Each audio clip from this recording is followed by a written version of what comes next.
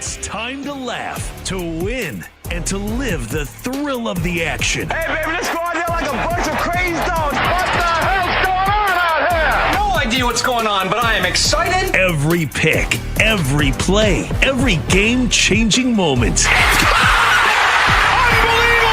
Unbelievable! This is You Better You Bet, brought to you by BetMGM on Westwood One Sports.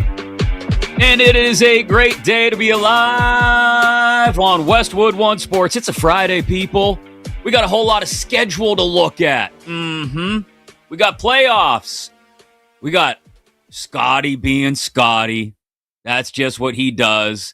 The chef cooking. See what I did there? Because it's Scheffler, the chef. I don't think anyone's ever actually called him that before. Chris Mack in for Nick Kostos today here on You Better You Bet on Westwood One Sports. Always live inside your Westwood One Sports app, so you can take us with you wherever you're going, whatever you're doing. Also inside the Audacy app as well. Live across North America on Sirius XM channel 375. As mentioned, two massive playoff games tonight in the NBA. A chance for the Cavs and the Spurs to move on to the conference finals, as the Thunder and the Knicks sitting, waiting, watching, preparing. We'll talk about all that with Nick Friedell, our Audacy NBA insider, in the third and final hour of the show today, right around 11:20 Eastern here on You Better You Bet.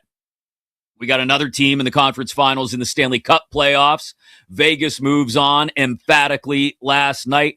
One more spot to lock up, and could it keep the flickering hope alive of maybe our friends north of the border getting their hands on Lord Stanley's fabled silver chalice for the first time in 33 years? We'll find out over the weekend as the Canadiens tried to finish off the Sabres. They took a 3-2 lead last night. I mentioned Scotty Scheffler, the PGA Championship. He has teed off and bogeyed his first hole today, teeing off on the back nine today. So Scheffler 2 under now, one stroke behind the four co-leaders, three of whom don't tee off until later this afternoon, but we'll keep you up to date on the PGA Championship all morning as well. And of course, the schedule is hot, as we say in my neck of the woods.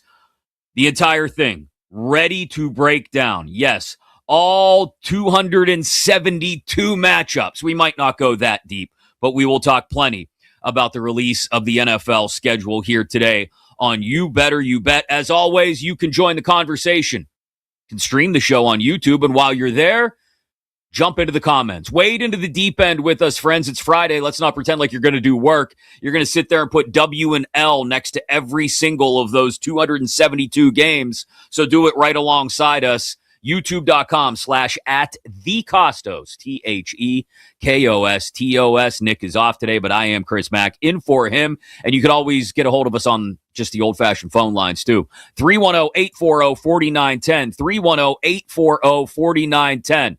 Did the NFL schedule makers do your team dirty? Did your team's social media group deliver on a quality schedule release video, or were you sitting there looking at it and saying, what the hell is this nonsense? Plenty to dive into. Let's do it with the 5 biggest stories of the day right off the top. It's the High Five.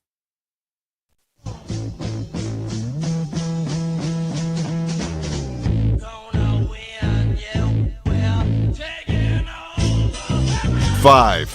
It's never been a thicker pressure moment to send the Rams to the championship game.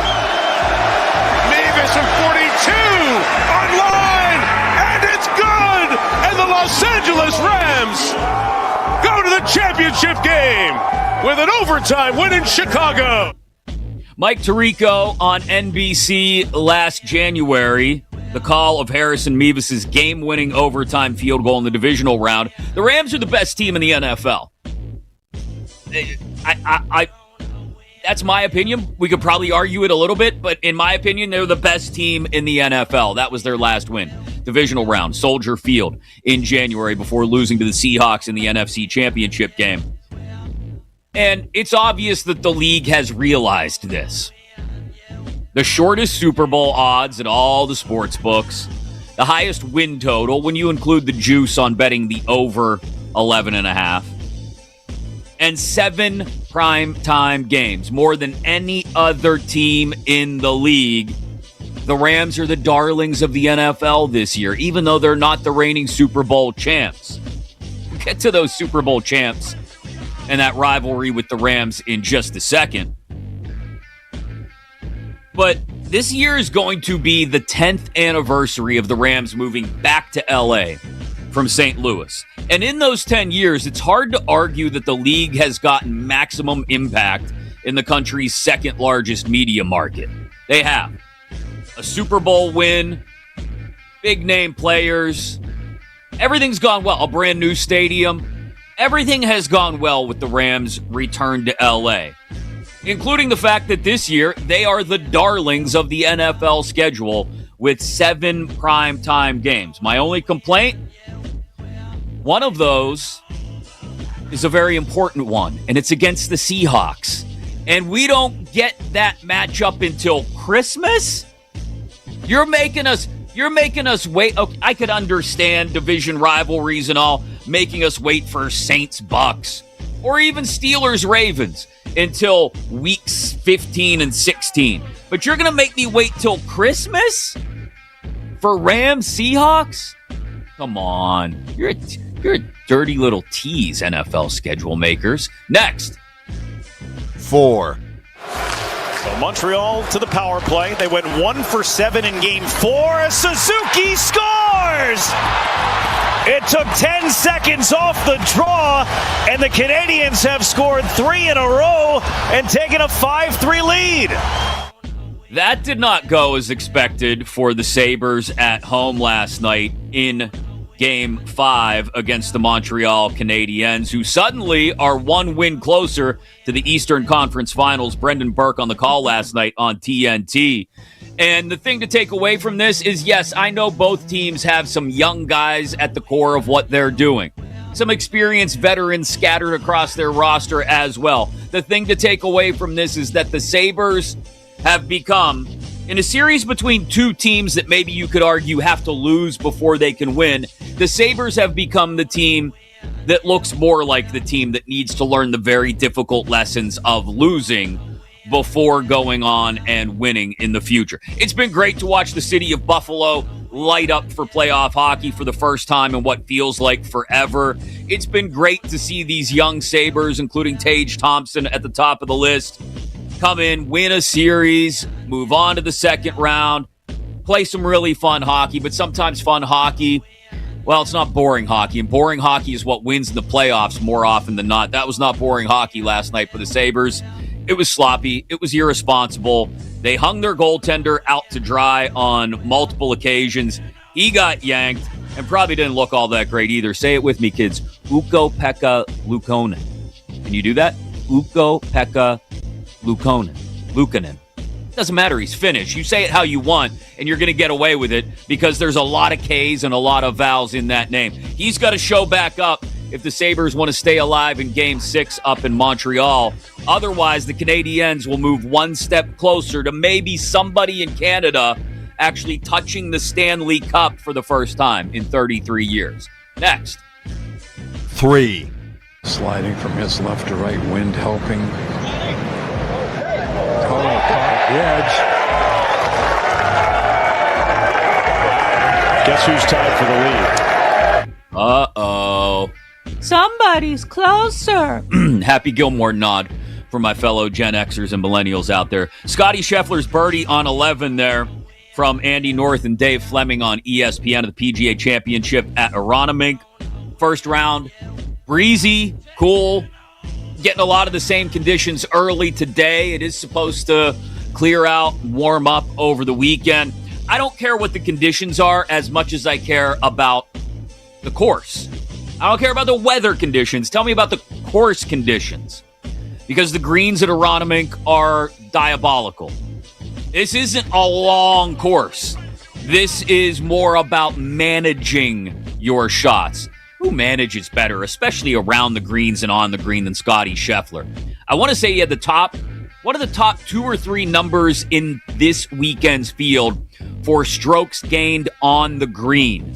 coming into the PGA Championship. It's why Scotty's going to be there all weekend long. I know, I just mentioned he bogeyed his first hole of the day. He started on 10, but he's still just one stroke off the lead.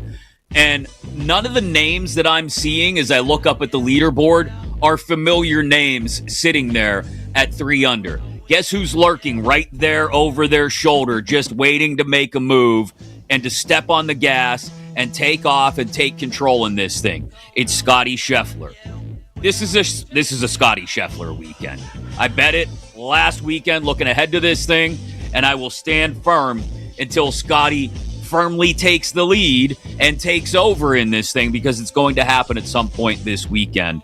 He's out there, like I said, on his second hole of the day at 2 under for the tournament, just one stroke off the lead. Next. 2. Mitchell can't get away. 6 seconds remaining. Mitchell on the drive. Mitchell leans in. Shot blocked from behind by Thompson. He falls down, goes out of bounds. That's the end of regulation that everybody's talked about for the last 2 days. Wednesday night, Game 5 in Detroit between the Pistons and the Cavs. Mike Breen on the call on ESPN. No foul called. And everybody wailed and moaned and bellowed, "It was a foul!"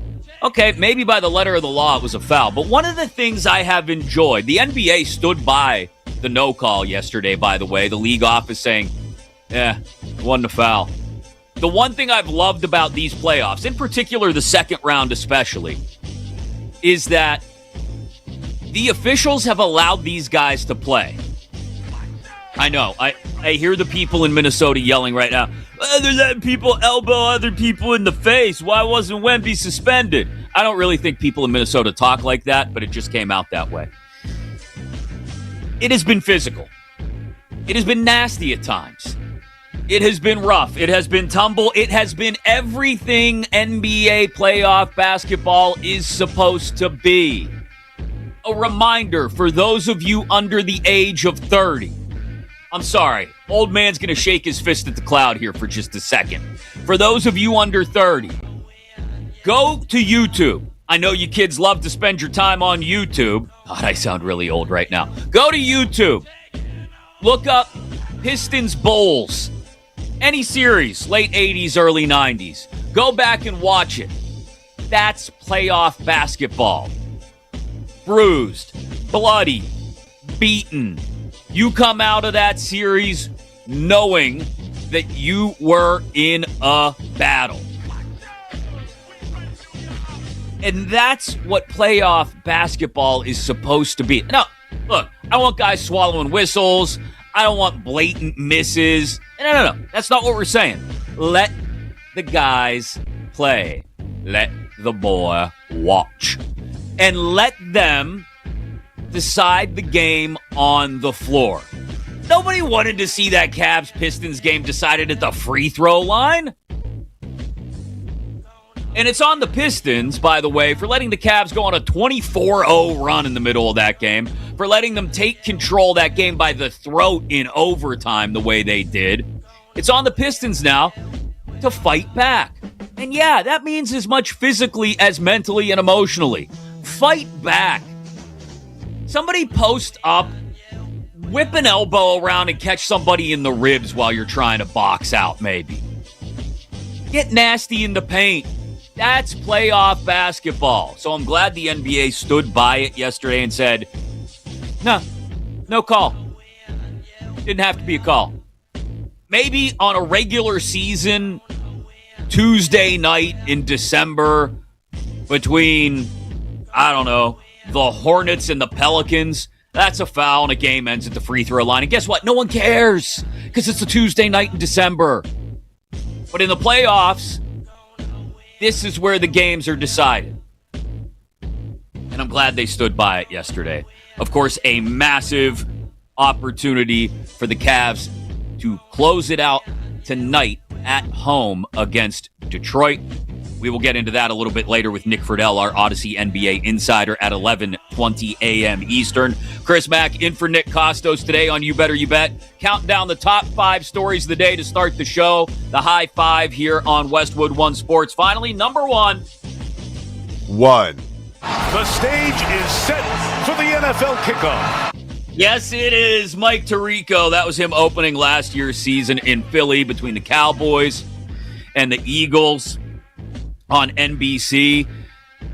And that's the gloriousness of the schedule release. It pushes us a little bit closer to the concrete fact that football will be back. In a little less than 4 short months, after maybe you've gone on your beach vacation with your family, gone away to the cottage at the lake, or whatever you do during the summer. Lay by the pool all day, chase after your kids, hide from your boss because God knows he's taken all 6 weeks of vacation he gets for some reason, all in the summer. It sounded a little personal, didn't it? Whatever you do over the summer, you know that when you get to the end of summer, not that we're wishing it away, especially in northern states where it's nice to see the sunshine and feel the warmth of it on our faces again. But when we get to the end of summer, we will know what we're facing. We know what we have in front of us week 1, which, by the way, is a really good slate. We'll dive into it in a little more detail in about 10 minutes. But the week 1 slate is solid. Only one spread of more than a touchdown right now, just looking at week 1, which tells you a lot of really good matchups, some big divisional games in week 1. I don't see many clunkers on that week 1 schedule. And for that matter, you know how you'll be spending your Thursday nights, your Sunday nights, your Monday nights, beyond summer, fall, into winter. You know how you'll be spending those nights. And the primetime windows, for the most part, really strong as well. I would argue this may be one of the best Monday night schedules they've had in years. Thursday night, Sunday night, not too shabby. And we know they've got the flex option, obviously, to make Sunday nights better late in the season. But the primetime windows are solid, really solid, to the extent that I wonder if we're starting to vulture just a little bit, if we're starting to cannibalize just a little bit those early Sunday windows. 1 p.m. in the East, 10 a.m. in the West. You turn it on. Maybe you're a red zone guy like me, Scott Hansen, and you want him to go full Octobox right out the gate. We all do. Give me the Octobox, Hansen. Give it to me. Inject the football into my veins. Yeah, there it is. Let's go. But some of these 1 o'clock windows, once you push beyond September into October, some of these 1 o'clock windows, they leave a little something to be desired. Multiple clunkers on the schedule, because what the NFL has now done for all of their network and streaming partners is they have stacked, they have juiced all of these standalone windows and primetime games. Which, hey, you want people to tune in, the networks and the streamers want their money's worth, I totally get it. You want to give them good matchups. But I will say, as a football degenerate myself, you could probably throw Browns-Dolphins on a random Thursday night, and I'd probably still pay attention to it. And you'd probably still get your numbers. They've said, screw it. We're not just giving you any football on Thursday night and Sunday night and Monday night. We're giving you the best. Because these people are paying us in the billions with a B for these games. So we got to make sure they get good ones. And they did that. But at what cost? And I think that's worth talking about. Because there is some cannibalization and some vulturing of the 1 p.m. Eastern, 10 a.m. Pacific schedules happening. We'll get into that in greater detail later on the show here on Westwood One Sports. It is You Better You Bet. Chris Mack in for Nick Kostos today. A little bit later, we'll go around the room here on You Better You Bet. We'll have a You Better You Bet draft at the top of the hour. We will draft our favorite matchups of all 272 that were officially set last night. We will draft our favorite matchups for the 2026 NFL schedule, the games we will be most locked in on and most excited for. But coming up next, Yeah, I really don't know if it matters if the weather is still nice in September in your part of the country or your favorite baseball team is locked in a pennant race at the time. You're going to want to be parked on the couch for week 1 of the NFL season, and we'll tell you why next here on You Better You Bet on Westwood One Sports.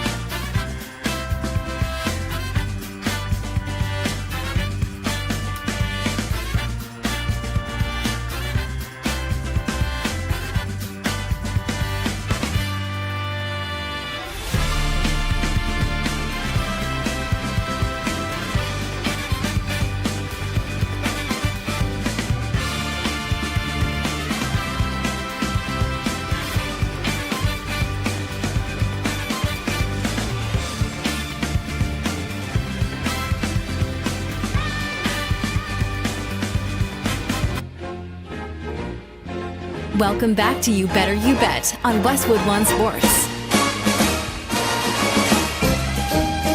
Oh, it's here in all its glory. The entire 2026 NFL schedule. And week one, I'll be honest, week one looks good. Just one game with a spread of more than a touchdown, which tells you we're going to have some really solid matchups and not a lot of clunkers, including some division rivalry games early, a Super Bowl rematch. We'll get into all of that in just a couple of minutes here on You Better You Bet. Chris Mack in for Nick Kostos today here on Westwood One Sports. This segment sponsored by Progressive Commercial Insurance, protecting small businesses with affordable coverage options. Get a quote today at progressivecommercial.com. Patrick Reed making a move. A birdie at 4, I believe, or at 3, I believe it was this morning. So he has moved into a group of half a dozen leaders, co-leaders at 3 under at Aronimink at the PGA Championship. Scotty Scheffler just a stroke back, 2 under after bogeying his first hole today. He started on the back 9. We'll keep you up to date on the PGA throughout the day as well here on Westwood One Sports. But week one, dare I say, it's a banger. And it starts with a Super Bowl rematch. I have long said, since I was a kid, I had this idea. And I can say that, and nobody would have any way to verify if it's true or not, because it was just up here in my noggin, because, well, I wasn't walking around at middle school telling friends, do you know what they should do, guys? I really think they should just have a Super Bowl rematch in week one every year. I didn't do that. I may or may not have talked like that in middle school. I'm not going to tell you how dorky I was. I'm not going to admit that on national radio. Who do you think I am? I was a dork. Anyway, a Super Bowl rematch should be the first game of the year every year. I don't care if they're aligned to play each other or not. Look, you got 17 games now, which means you get an extra conference matchup every year that isn't your assigned division to play. And I know they've tried to create a structure to that as well. Like, oh, if you were first place in your division, you're going to play first place from this division, and it'll rotate through. I don't care. You can juggle a couple things around to ensure that we get a Super Bowl rematch week one to kick off the season every year. I love it. I don't care. Come at me, bro. I just think I want to see how both teams have changed or not over the last 7 months. I want to start with the same kind of matchup that we had to end the season with. I think it's also just a great storyline. Because let's assume the Super Bowl was a dud, which it somewhat was this year, right? Let's see if that team that lost learned anything, took any lessons, went out and addressed certain positions in the offseason, specifically because of the way they lost the Super Bowl.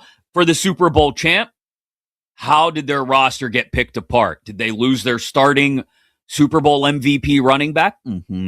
How do they adjust to that? How do they adjust to all the expectations? No, you don't get a cream puff or a cupcake right out of the gate. You start at home against the team that you just beat for the Lombardi. And I would even do a symbolic, like, I know this is very theatrical, but I would even do, after a banner raising of some sort, I would take the Lombardi and I would have some dude in white gloves take it and carry it off to put it away in the trophy case. You're done celebrating. The new season has started. Here we go. Now beat those guys you just beat for the trophy 7 months ago.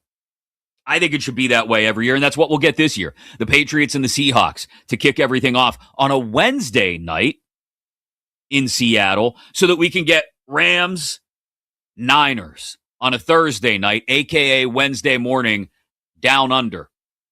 I'm not going to do an Australian accent because every time I try to do an Australian accent, it sounds like butt cheeks. So I'm going to just, I do a lot of stupid voices. You may hate it. It may be one of the things that makes you chuckle about me. I don't know either way. Because in my own family, I don't know what kind of reaction I'm going to get. My wife hates it. My son thinks it's hilarious. Is he 13 years old? Yes. So you see where my sense of humor is at on a maturity scale. Point is, no Australian accent. Crikey. See? That's why we're not doing it. Niners, Rams, Great matchup on Netflix on a Thursday night, week 1. The other primetime matchups, Cowboys, Giants on Sunday night, NFC East on a Sunday night, color me surprised. And Monday night, huge early season matchup. I'll be honest, I'm somewhat surprised that they put this one early in the year because you can tell me all the good things you want to tell me about Patrick Mahomes and how he's going to be ready week 1. You still got to wait and see. So Broncos, Chiefs, massive AFC West battle on Monday night in week 1. That one, Chiefs favored by 2.5 right now. And again, a lot of tight, big games. I mentioned the Cowboys and Giants, another divisional matchup. Cowboys only favored by 2.5 in that one right now. If you really believe in the Cowboys doing massive things in the offseason and you're not sold on the Giants, if I were that guy, I might go snag that now. Other divisional matchups, including in the NFC East, Commanders, Eagles are an afternoon game on Fox in week 1. Green Bay, Minnesota, an afternoon game on CBS in week 1. A couple of massive divisional matchups. So lots of really good games. The 1 o'clock window, which is something we're going to talk about in greater detail and about how maybe the networks and the streamers dumping bags of cash on Roger Goodell's desk are doing so at the expense of the traditional 1 p.m. Eastern, 10 a.m. Pacific broadcast window.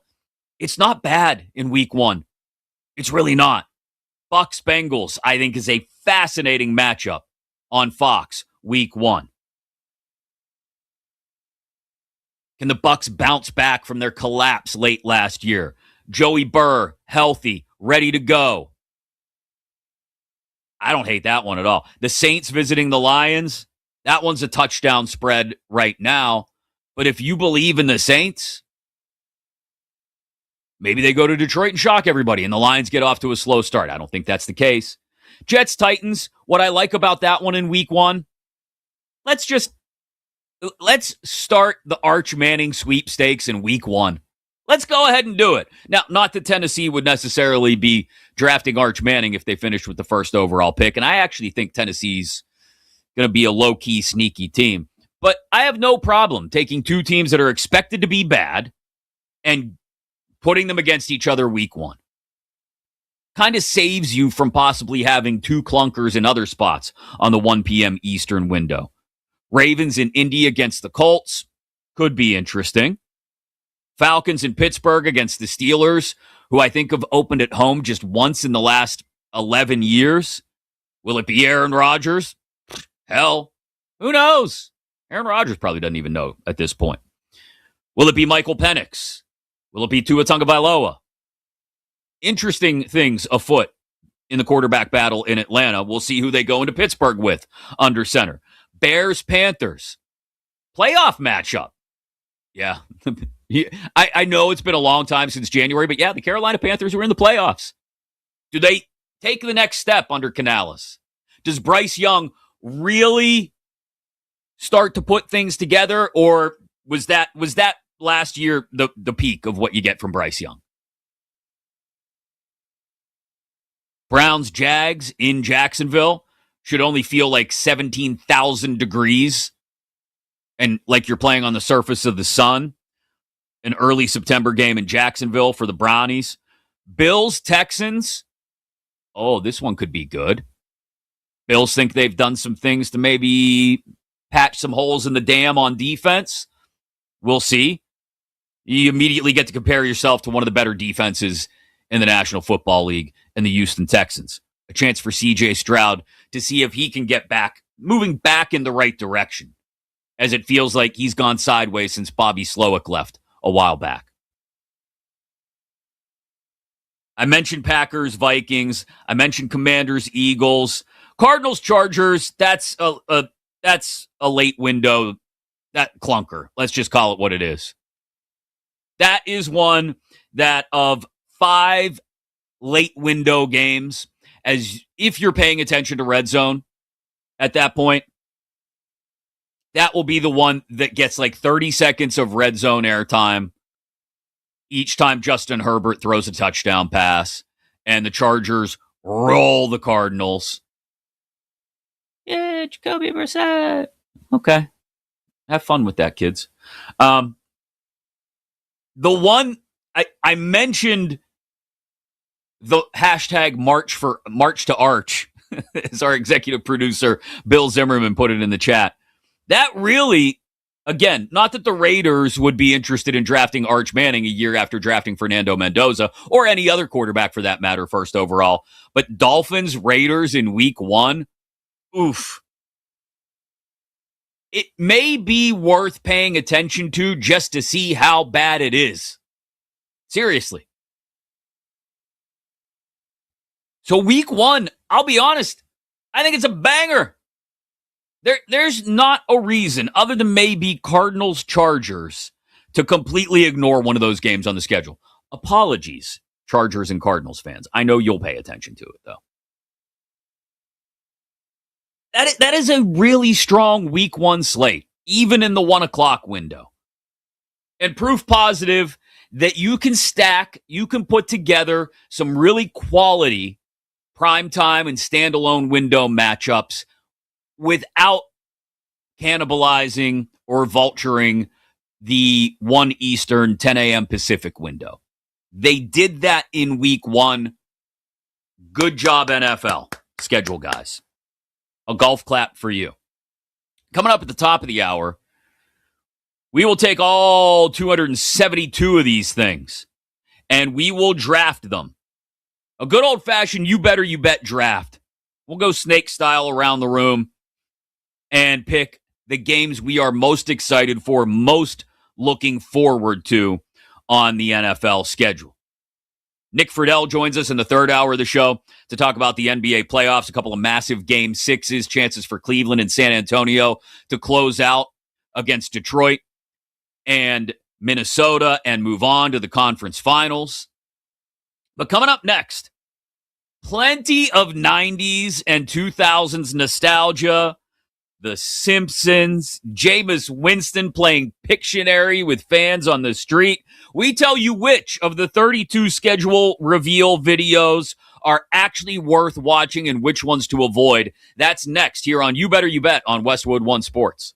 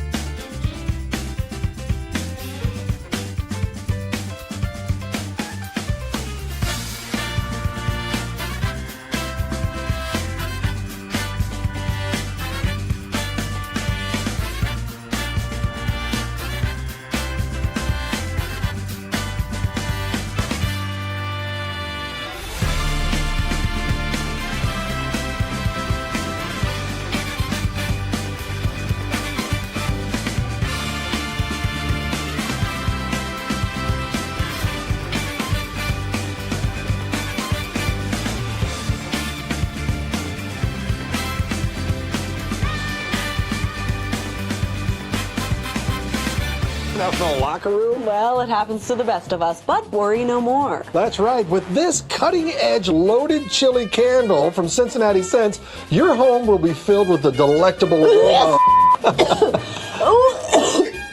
It is a robust aroma. Welcome back to You Better You Bet on Westwood One Sports. That's my gold medal of schedule release videos this year. And I will be taking no arguments over it. No notes. Kansas City's. I'll describe it to you in greater detail. Rob Riggle and Lisa Gilroy doing a parody of the old Home Shopping Network channels. Do those things still exist? I don't know. But it was hilarious. Particularly when they got to Bengals week and you heard her take a whiff of the Skyline chili candle and just start gagging. Because that's also something that I hate is Skyline chili. Apologies to all of our friends in southwestern Ohio, northern Kentucky, that think that that is some sort of delectable treat. It's not. It's not. It's chili that isn't appreciably spicy, which chili is supposed to be, over some overdone noodles and some half-melted cheese on top. Now, I say this totally and completely acknowledging that I am born and raised in a city where we consider our delicacy a sandwich with French fries and coleslaw piled on top of it.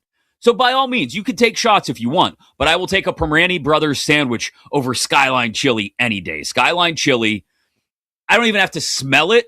It's one of those things when you look at it, you can smell it. You don't have to actually be in its presence to smell it. Anyway, we'll get to the schedule release videos and which ones we like the most and which ones needed a whole lot more work in just a second here on You Better You Bet. Chris Mack in for Nick Kostos today here on Westwood One Sports. Of course, the NBA playoffs continue tonight. Two massive Game 6s in the Twin Cities and in Cleveland. A chance for the Cavs and the Spurs to close things out and move on to face, the Knicks and the Thunder in the conference finals. The games are bigger. The crowds are louder. The excitement has reached a new level. So be a part of the playoff action when you bet with boosted odds inside your BetMGM app now. You can activate your odds boost token for any bet on the NBA playoffs, and you're going to score a bigger payout if that bet wins. Get ready for tip-off tonight with BetMGM. Download the BetMGM app today. Top of the hour, we will draft our favorite matchups out of all 272 that have been released for the 2026 NFL schedule. A little bit later, we will also break it down in about 35 minutes or so from the perspective of which networks and which streamers got the best packages. Because I think one standalone window throughout the course of the season is much better than all the rest, and they haven't been for a long time. We'll get into that here on You Better You Bet on the morning after NFL schedule release day. Nick Friedell, our Audacy NBA insider, will join us around 11:20 a.m. Eastern as well to talk about those two Game 6s I mentioned. The Chiefs schedule release video we played a clip of coming back from break was number one. It was my gold medal. Because anything, I've told you guys this before, filling in for Nick and on weekends on BetMGM Game Day, I am a sucker for nostalgia. Anything that reminds me of the late 80s, 90s, early 2000s, reminds me of being a kid, a teenager in college, I am a sucker for, okay? So the ones that got me the most last night with the schedule release videos, I mentioned the Chiefs. They called it QV Chiefs, like QVC. Every week, every game revealed was a different item. Rob Riggle and Lisa Gilroy, both hilariously funny, playing this divorced couple that's also QVC Home Shopping Network hosts. I thought it was fantastic. Also at the top of the list, the Browns, actually. A 90s Street Fighter arcade style schedule release. I thought they did a really good job with that one. Obviously, the Colts with the Simpsons. You're gonna land me anytime, hook, line, and sinker, with something Simpsons related. Same reason the Tampa Bay Bucks, I thought, reeled me in. I mean, I bit right down on that thing, and they had me hooked. Tampa Bay Watch with Bert Kreischer running around the beaches of the Bay Area, stomping on Carolina Panther sandcastles, doing all kinds of stuff. I thought it was hilarious, and the Baywatch theme gets me every time. Suddenly, I'm 16 years old watching Pamela Anderson run down a beach in slow motion, even if in this case, the large-chested human running down the beach was Bert Kreischer, and his top was off. I thought they did a hilarious job with that one. Some of the other ones I liked, Jameis Winston playing Pictionary. Go check that one out if you get a couple minutes today. The Raiders had a built-in concept nailed down for them with the Step Brothers theme. Fernando Mendoza and Kirk Cousins, and I thought they did a good job with it. Those two clearly aren't going to be winning any Emmys anytime soon, but still solid concept. Peyton Manning watching TV with his daughter, and every time he flips the channel, it's a different schedule, a different game reveal. That was solid. Tennessee, the Titans, once again, I thought did a strong job. Not nearly as funny as having people a few years ago guess the logos, but a decent job of approaching people who were quote-unquote lookalikes.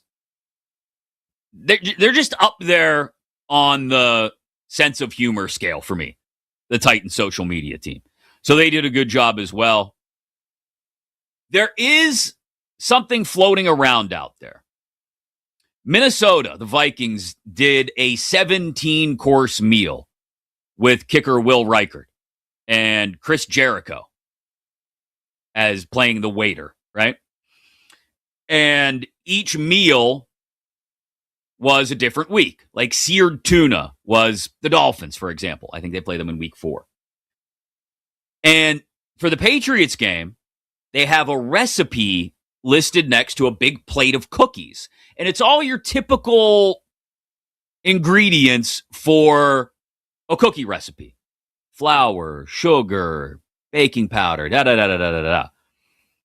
And somebody, I'll be honest, I don't know if somebody altered it, if somebody AI'd it and posted it to TikTok, or there is a note there that says, see comments for full recipe. So I don't know if the Vikings didn't want to necessarily take a shot without making people search for it. Either way, either somebody doctored the Vikings video or they themselves had a bit of an alternate version that they put out on social media and not on their main Twitter page, where one of the ingredients in the cookies that you make that reveal the week of the Patriots game was like a tablespoon of Rossini juice. I was like, whoa, okay, we're just going to be blatant about it there, aren't we?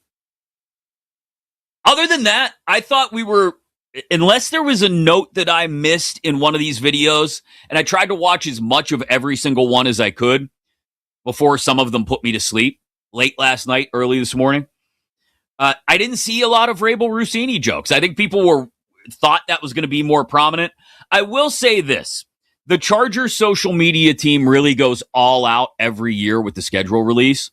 And this year, it didn't hit for me because I've never played Halo in my life. And it was themed around the Halo video game, which again, if you had themed it around like GoldenEye on Nintendo 64, I'd have been there for it. But I'm older. So Halo was never in my wheelhouse. And so I didn't quite hit with me.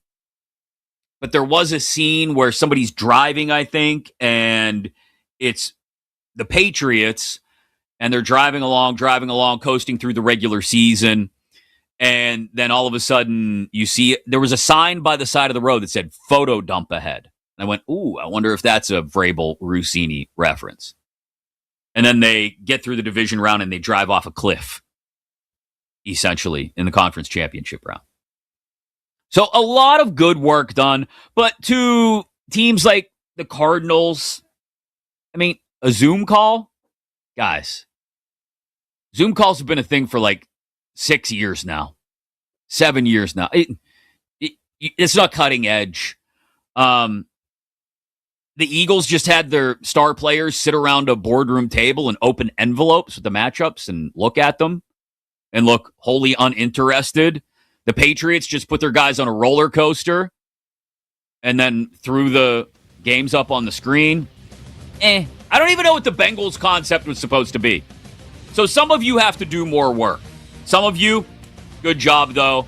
And to the Chiefs, I give you my schedule release video gold medal. Coming up next, the expert panel here at You Better You Bet has looked at all 272 matchups on the schedule and will pick which ones we're most psyched for with a You Better You Bet draft next here on Westwood One Sports.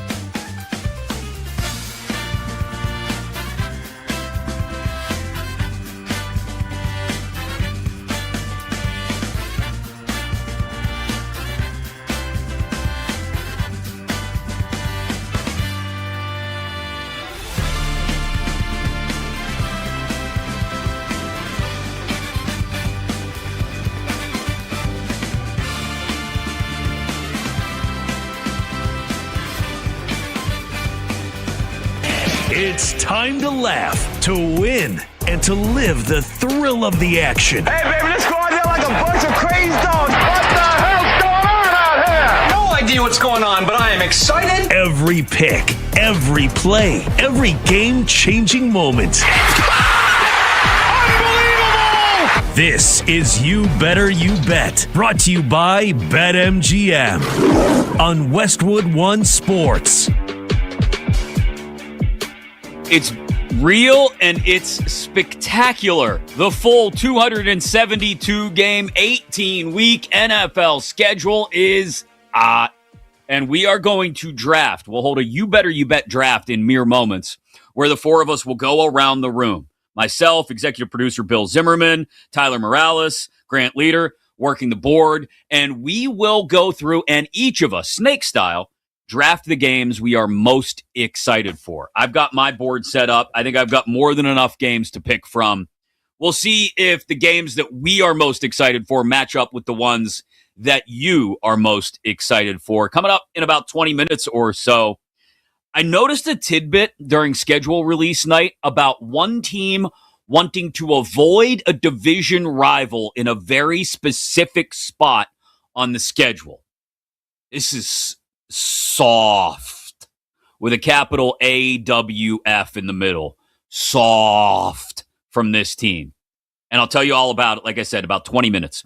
Also, Nick Friedell joins us in the final hour of the show to preview two massive Game 6s in the NBA Conference Semifinals round. A chance for Cleveland to win at home, which they've done a lot of in these playoffs, and close out Detroit to move on to face the Knicks in the Eastern Conference Finals. The Spurs have a chance to close out the Timberwolves on the road in Minneapolis. If they can do so, they will give us the Western Conference Finals matchup we've been waiting for months against the Oklahoma City Thunder. We'll talk to Nick Friedell about all of that in about an hour and 20 minutes, 11:20 Eastern or so, here on You Better You Bet. But with no further ado, let us dive into our You Better You Bet draft room. Each of us in our war rooms looking at the entire 272-game slate and deciding which games we are most excited for.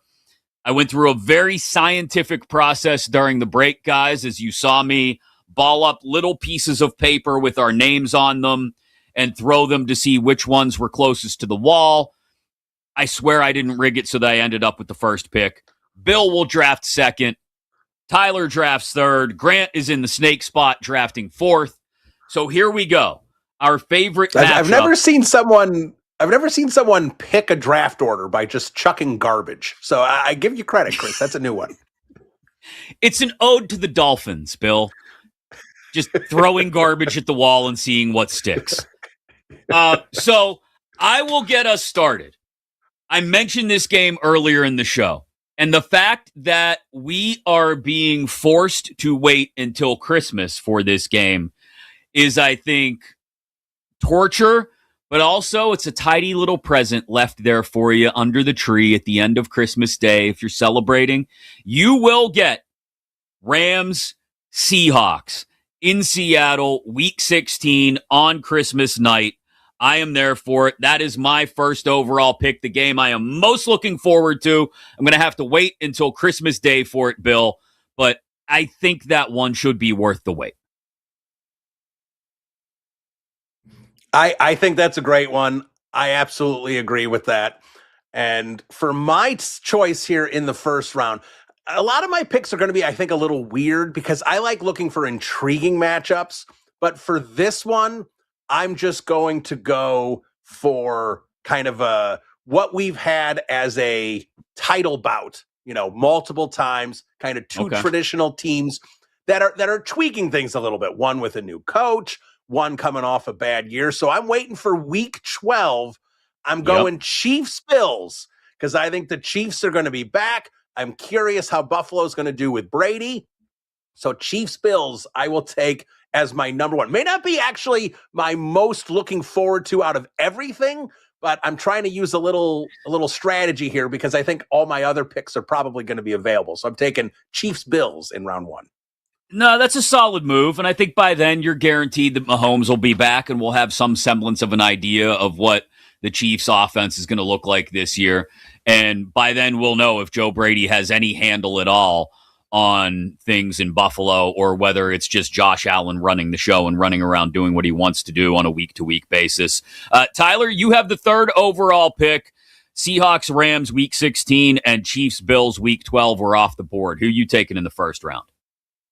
Yeah, Bill took my pick. That's what I was going for. I'm shocked that wasn't the first pick, I'm going to be honest. I'm so excited for that game. I'll take the other game on Thanksgiving, Bears-Lions. I mean, these could be two teams battling out for the NFC at the end of the year. I just think that's a phenomenal game. Two fun offenses. Total should be super high, so I'll take Bears-Lions on Thanksgiving. Week 12, the lesson being learned here is going to be really, really bleeping good. Especially when you look at the Thanksgiving matchups. So we've got 2 Week 12 games off the board already, and we get our first NFC North matchup of the You Better You Bet draft of our favorite matchups of the 2026 NFL schedule. Grant, you get 2 picks here, my friend. You're in the snake spot in the first and second round. All right, I'm going to stay in the North as well for my 2 picks here. The first one, the most excited game I'm looking forward to, and I know this is going to be like a little homer take on me, but Ravens and Bengals in Week 17 for New Year's Eve, that could potentially be the matchup for the AFC North. Ravens are on short rest going into that game. Bengals coming into it with a little bit more rest. Should be a really good one. And then Christmas Day, Week 16, Packers and Bears.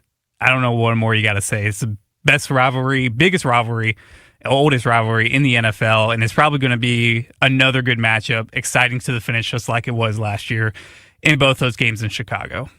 The only way Packers-Bears on Christmas Day gets better is if you get the obviously it'll be cold. It's Chicago on Christmas. But if you get like some sideways snow whipping around and it really feels like Christmas. Baltimore-Cincy is a great call, Grant. I had that pretty high on my board. It's the Trey Hendrickson return game. So all the reasons you mentioned about it possibly being for the AFC North title, but then throw in the aspect of Trey Hendrickson going back to Cincinnati for the first time. That's a great pick, too. Tyler, you're up next. Yeah, so I'm going to go Week 8. I'm going to go Bills-Ravens. Obviously, two teams that haven't been able to get over the hump in the AFC. Both going to have brand new coaches. I think at this point, we're kind of going to know what these teams are. And I think that's going to be a huge tipping point for this season as well. So Bills-Ravens, Week 8. That one is that one in Buffalo at the new stadium, too? I think it is. Baltimore-Buffalo, Week 8. I'm curious to see, this isn't like the new Costco that's masquerading as a football stadium they're going to put together in Cleveland.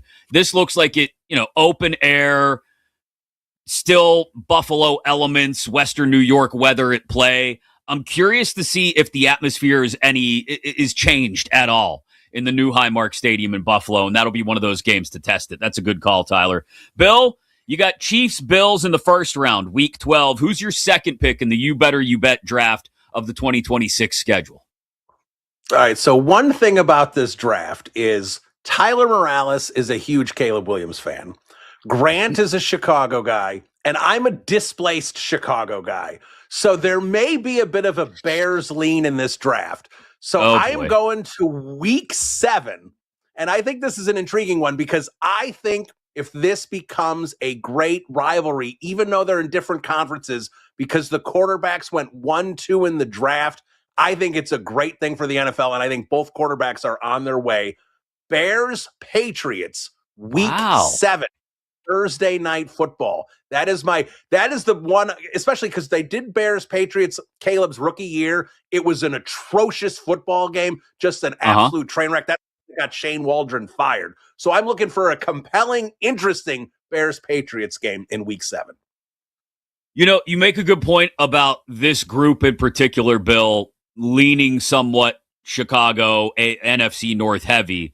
So I was going to call that pick a reach at first, but you're right to have grabbed it early maybe.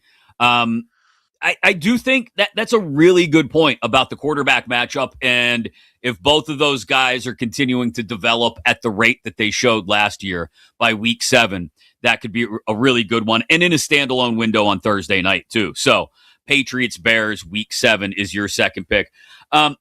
I've got a number of different ways to go with my second pick. I feel like I've got a lot. I'll just be honest. I'll throw it out there. A lot of Buffalo thrown up on my board.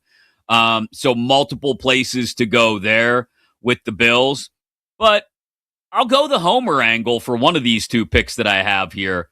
I think Baltimore at Pittsburgh in Week 15. We have no idea. It could be Aaron Rodgers again. And the Steelers could be absolutely kicking and screaming, throwing a tantrum to remain relevant at that point. They always seem to. Does that continue under McCarthy without Mike Tomlin? We'll see. But just for the fact that you get, I would presume, Tyler Loop kicking a few field goals back at Heinz Field. I'll never call it Acrisure Stadium. And it's the rivalry too, right? Like, this is one of the better, if not the best, depending on your perspective, rivalries in the NFL. Two brand new coaches for the first time in nearly 2 decades, Mike McCarthy and Jesse Minter. I think this is another one that could be low-key really good. So Ravens Steelers Week 15 in Pittsburgh will get my second pick. My third pick, I like this one just because of the Kenneth Walker III revenge angle, going back to Seattle in Week 7. By then, you will definitely have Patrick Mahomes back and probably shaken off a lot of the rust. So give me Chiefs Seahawks Week 7 in Seattle for my third pick. Bill? All right. So these next two picks, I'm assuming no one's going to take these, but I'm taking them because I'm a football nerd. So I'm not going for juggernauts. I'm going for intrigue on these last two.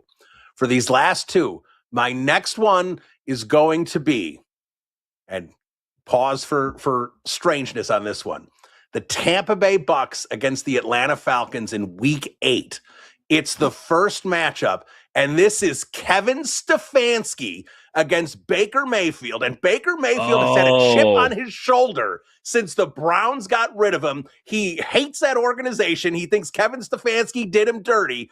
And I am looking forward to that one. I think that one's going to be fun. A flying under the radar game that I think is going to have a lot of intrigue. Baker tends to say things in press conferences, and I think there could be a little heat going into that game. That's a great call. That's the steal of the draft so far, I think. That's a big move. Baker with a little bit of revenge against Stefanski coming in a divisional game with the Falcons. Great. We're going to stand up and applaud for that one, Bill. Great call by you. As we draft here on You Better You Bet, the games we're most excited for now that the entire 2026 NFL schedule is set. Chris Mack in for Nick Kostos today. We're snaking our way through 4 picks apiece. Tyler, it's the third round. You took Bears, Lions, Thanksgiving, Week 12 in the first round. You took Ravens, Bills, Week 8 in the second round. Who's your third round pick? Yeah, a lot of my picks have gotten taken, and right now the room is scrambling for a pick right now. So I'm going to take Chiefs versus the Seahawks in Week 7. The Seahawks, obviously the best defense in football. Wait, I just took that one 2 picks ago, Tyler. Tyler. We're scrambling. My scouts don't know what's going on here. All of a sudden, I stole Makai Lemon from you, and you don't know what to do. I mean, just a disaster. All right, here we go. Let's go. This is such a bad answer, but let's go Broncos Chiefs Week 1. Then we don't. This will be the return of Patrick Mahomes, the return of Bo Nix. We're going to see a brand new Chiefs. I really wanted a Chiefs game, and now all my good ones got taken. So we'll just go Broncos Chiefs Week 1 with Mahomes' status in question. And I'm assuming he's going to play. I don't think that's a bad call. I think with the likelihood increasing that Mahomes is back for Week 1, it's Monday night. It sort of is the capstone to Week 1, which we've already talked about. Looks like a really good Week 1 in all windows. I think that's a strong pick. Don't beat yourself up over that. Grant, back to the snake spot for you. You get 2 picks here. You took Ravens, Bengals Week 17 and Packers, Bears Week 16. What are your next 2? So the first one, I'm going to stick to the holiday theme because I think the NFL just likes juicing every single little bit of money out of these holiday games. You saw what they did in Christmas, how they've been juicing that and taking away money from the NBA and viewership from the NBA. But I'm going to go to their holiday, which everybody knows is their holiday. It's Thanksgiving. And the Dallas Cowboys hosting the Philadelphia Eagles on Thanksgiving is going to be a great one. They are 2 teams that hate each other, and they always produce good matchups. And even if they don't produce good matchups, you can just have must-see television when those 2 teams face off, either in Philly or in Dallas, whatever it may be. And then my last one, Week 18. the LA Rams hosting the Seattle Seahawks. We always look at that Week 18 going in from Week 17 and be like, what's going to be the Sunday night matchup? Honestly, before the season even starts, I think that matchup is going to be the Sunday night football game. Rams, Seahawks, Sunday night football, for division, Week 18. Yeah, I've had a feeling both Rams Seahawks games were going to get picked. That's why I jumped on the Christmas Day one first. I'm not surprised at all. Like you said, this one, Grant, being Week 18, the wrap up to the season, all the drama last year between these two teams, including in the conference championship game. I think it continues what's shaping up to be just a super rivalry at the top of the NFC and the top of the NFC West. And Philly, Dallas, you can't screw up. Like that's especially on Thanksgiving. That's a great call. Tyler, back to you for your final pick. Don't panic on this one like you did last time. Well, we might panic because my pick just got taken right there. So how about this one? You are the Omar Khan of this draft. He is Omar Khan. We might be getting the Vikings where they missed the pick twice and someone had to go jump him for another team. Let's go with this one. How about...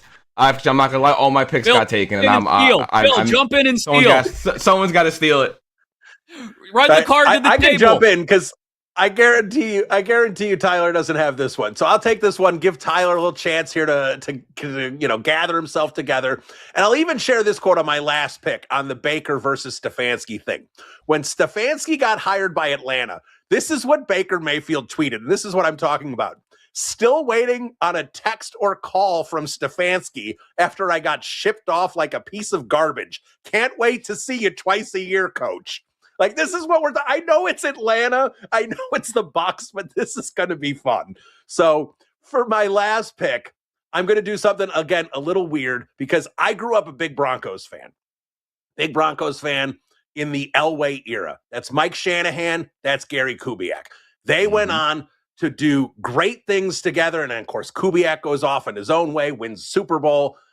Their sons are now squaring off in Week 9, the Kubiak-Shanahan second-generation bowl, Raiders 49ers Week 9. It's a weird one, but I'm a football nerd. I'm looking forward to seeing second-generation coaches going at each other, especially Shanahan and Kubiak. That's actually another really good nerdy football fan call, Bill. I love that. For all those reasons you just outlined. Plus, I will point out that you can never go wrong. I know they're not in Oakland anymore, but Niners, Raiders is true. I mean, have extra security ready. Like, that's just going to be a thing at Allegiant that weekend and on the Strip in Vegas. Niners fans are going to come in. Raiders fans are going to poke the bear, and bad things are going to happen. So, by all means, that added layer to it is fantastic also. All right, Tyler, you finally got it together. What's your last pick? Yeah, I'm going to be fired as general manager for the NFL schedule team. Let's go. Let's go Ravens Cowboys Week 3. I hope no one took this one. Ravens should have one of the better defenses in the league with Jesse Minter and an insane Cowboys offense. Should be a fun Contra style. So we'll take that game of Ravens Cowboys in Dallas Week 3. That one was available. Good job, and that's actually a low key, really nice pick. I like that one because I think. You want to test a couple sides of the ball. Okay, Ravens, did you really shore up the holes on defense? The Cowboys offense is coming in. George Pickens has familiarity with playing in Baltimore, obviously from his years in Pittsburgh. And, are you ready, coach? Here you go. This high-octane offense is coming in. Are you going to be able to push back and score points with your offense as well, Jesse Minter? So I actually think that's low-key a really solid call, despite the scrambling you had to do there, Tyler. Good work. I'm going to throw one more relatively early season game in here for the last pick because I think it's a possible Super Bowl preview. Assuming Josh Allen can get his together, and that is Bills at Rams Week 5. This also has the possibility. I don't know what we should post the total on this game. Something in the low to mid 60s to start and maybe just go up from there. But Bills, Rams, Week 5 is going to be our Mr. Irrelevant, for lack of a better way to put it, in the You Better You Bet draft of our favorite matchups now that each and every slot in the 272 2026 NFL game schedule is out. we'll have to post this on social maybe. I'll send a rundown of the picks to you, Tyler. We'll see if we can get it up and people can vote on whether they agree with our lists or they think they're terrible. A lot of Seahawks, a lot of Rams, a lot of Bears, a little bit of Cowboys as well, some Patriots and Chiefs sprinkled in there. What do you think of the job we did? 310-840-4910 or jump into the chat on YouTube. YouTube.com/@TheKostos here on You Better You Bet. Chris Mack in here on Westwood One Sports. Nick Friedell going to join us to talk NBA playoffs exactly 1 hour from now. But coming up, there is a little nugget that's floating under the radar that came out during the schedule release last night about one team in particular trying to dodge a particular spot on their division rivals' schedule. I'll tell you all about it. Plus, we'll talk about which networks and streamers we think got the best packages with the 2026 NFL schedule reveal. That's all next here on You Better You Bet on Westwood One Sports.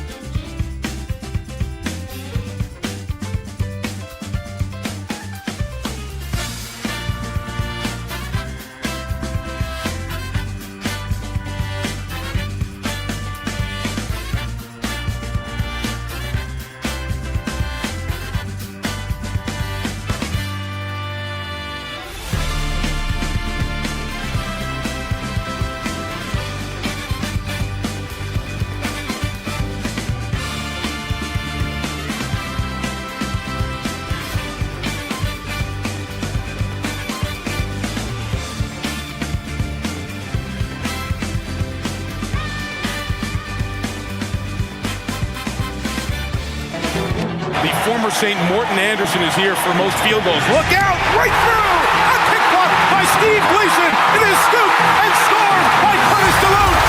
Touchdown, New Orleans! This is You Better You Bet, presented by BetMGM on Westwood One Sports. Why are we opening this segment with a 20-year-old clip of a random Saints-Falcons game on Monday Night Football in 2006? I'll explain the whole thing to you in just a moment here on You Better You Bet. Chris Mack in for Nick Kostos today here on Westwood One Sports, always live inside your Westwood One Sports app as well as your Audacy app. And, of course, live across North America on Sirius XM Channel 375. Your thoughts on how your team's schedule turned out? Too backloaded, too front-loaded, don't like where the bye is, don't like how many games you got on the road consecutively in the middle of the season, don't like that they don't have a bye off an international game, whatever it may be. Fill us in. Your feedback welcome as you're watching the stream live on YouTube, youtube.com/@thekostos, THEKOSTOS, or hit us up on the phone, 310-840-4910, 310-840-4910. In just a couple moments, we will also talk about which networks or streamers we think got the best deal out of their packages as well, because I think that's actually worth talking about as we break down the schedule from every single angle here on You Better You Bet. In less than an hour, Nick Friedell, our Audacy NBA insider, will join me to talk about whether we get the conference finals set tonight or not. Cavs at home trying to close out the Pistons in Game 6. Spurs on the road trying to close out the T-Wolves in Game 6 as the Knicks and the Thunder sit and wait and watch. But the reason I played that clip right off the top coming out of the break of Steve Gleason blocking the punt just 90 seconds into that 2006 game against the Falcons at the Superdome is because that is what's known as their dome coming. That was their first game back in the Superdome in New Orleans that year following the displacement due to Hurricane Katrina the previous year. And not only is it a great moment because Steve Gleason, who later was diagnosed with ALS and his fight against that, but also just one of those moments where sports really transcends everything. I mean, you could feel the catharsis, the emotion coming out of the Saints crowd in the Superdome that night as they got a chance to play football again in a building that had served as a shelter for so many in the wake of Katrina. And after so many homes had been destroyed, so many lives had been lost during Katrina, it was a chance for the city of New Orleans to come together and enjoy sports once again. So it's a big moment. Well, there is a report from Jeff Duncan, a columnist for the New Orleans Times-Picayune. He posted this last night, literally as the schedule was being released. Jeff Duncan of the New Orleans Times-Picayune tweeted, "I heard the Atlanta Falcons wanted no part of being the opponent for the Saints' Monday Night Football game commemorating the 20-year anniversary of the historic Dome-coming game in 2006. And here's the catch. The NFL scheduled the Falcons for it anyway." And Jeff tagged that with hashtag sacrificial lambs. We'll see. The Saints have a lot to improve on over last year. Then again, so do the Falcons. But week 4, I believe it is. I want to make sure I have it right. Yeah, week 4 will be that Monday night game in the Superdome. Falcons, Saints, the 20th anniversary of that Saints-Falcons game at the Superdome in 2006. And I just have to ask the Falcons, I don't think this will get us dumped on most terrestrial stations. Where are your balls? Why would you beg out of this game? Seriously. I mean, I get it. The situation wasn't advantageous for you 20 years ago. And maybe you really do have such a lack of confidence in your team and your roster that you would say, no, we don't want to be a part of that. But I would also hope that you would look back on it and say, well, hey, we were a part of a moment. Are they our division rivals? Sure. Did we lose that game? Sure. But I would hope you would look back on that moment if you were the Atlanta Falcons and say, yeah, but you know what? We were a part of it. And we'd gladly be a part of commemorating the quote-unquote dome coming in New Orleans in 2006 by playing in that game again 20 years later.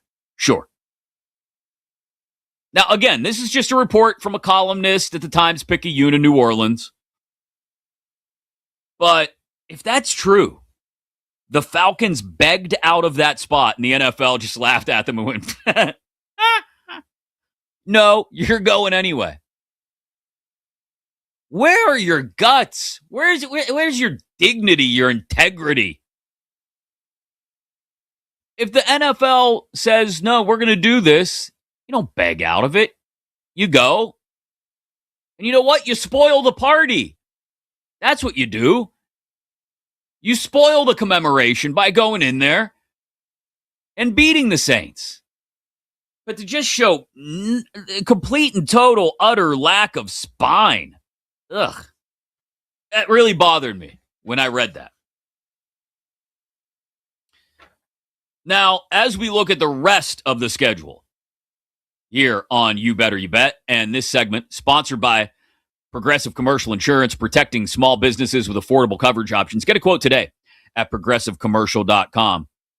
As we look at the rest of the other 271 games on the schedule, I do look and wonder if the league didn't say, hey, Disney, you got the Super Bowl this year. We're not stopping there. We're going to load you up. I hope you're ready. Because Monday Night Football may have the best schedule it's had in years. Joe Buck said the same thing on the schedule release show last night. But it's hard to find duds on this Monday Night Football schedule. Broncos, Chiefs, which we talked about a little bit earlier. Giants, Rams. Okay, if the Giants aren't totally up to speed, that could turn into a laugher late, but still. Jackson Dart, back to Southern California, against the Rams. That's a good. Eagles, Bears, week 3. Falcons, Saints, which I just mentioned, week 4. Bills, Rams, which we talked about a couple minutes ago, week 5. Washington, San Francisco in week 6. Jaden Daniels healthy. That's a good game. Dallas, Philly, week 7. Chicago, Seattle, week 8. There was a possibility we were going to get that in the NFC Championship game last year. Buffalo, Minnesota in week 9. We'll see how Kyler Murray is doing at that point. Chargers, Ravens, week 10. Yes, please. A Harbaugh goes back to Baltimore to avenge his brother's demise. Okay, a little bit of a storyline there, maybe even if I'm overcooking it. Bengals, Commanders, week 11. Panthers, Bucks, week 12. Okay, but week 12 is stacked otherwise, really, with Thanksgiving and Wednesday night and Black Friday. So if there's any week you can excuse the NFL for not handing ESPN and ABC a good night on Monday Night Football, it's that one.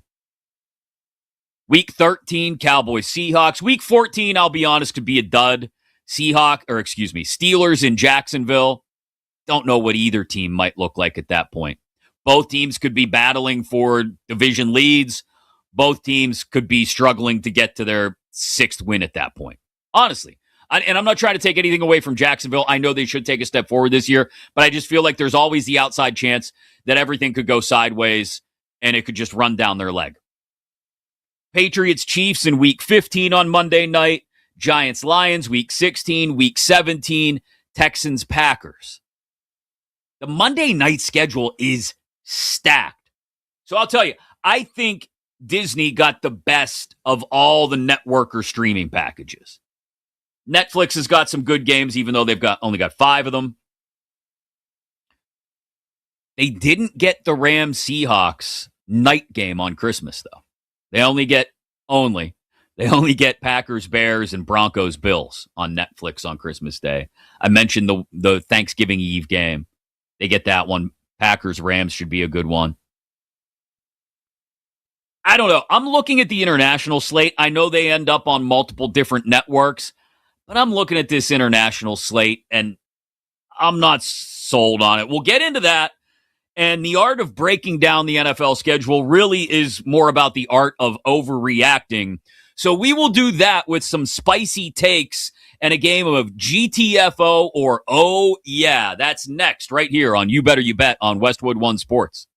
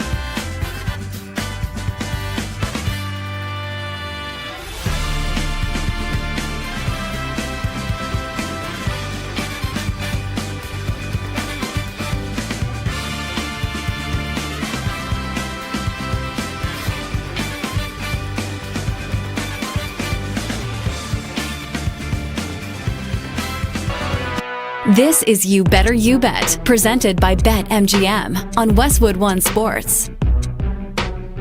Speaking of Fitty, I wonder if Detroit were to come back and win their series against the Cavs, if that picture of 50 Cent sitting with Eminem at the Pistons game a couple nights ago would end up coming back to haunt him just a little bit. He was sitting there in Detroit gear next to Eminem. And if the Pistons come back and win the final 2 games in this series, and all of a sudden we've got a Pistons-Knicks Eastern Conference Final, are those two going to be at odds? I know only those of us Gen X millennials who care at all still about what Eminem and 50 Cent are doing are interested in that, but we're here and we noticed. Okay, 50? It is You Better You Bet on Westwood One Sports. Chris Mack in for Nick Kostos today.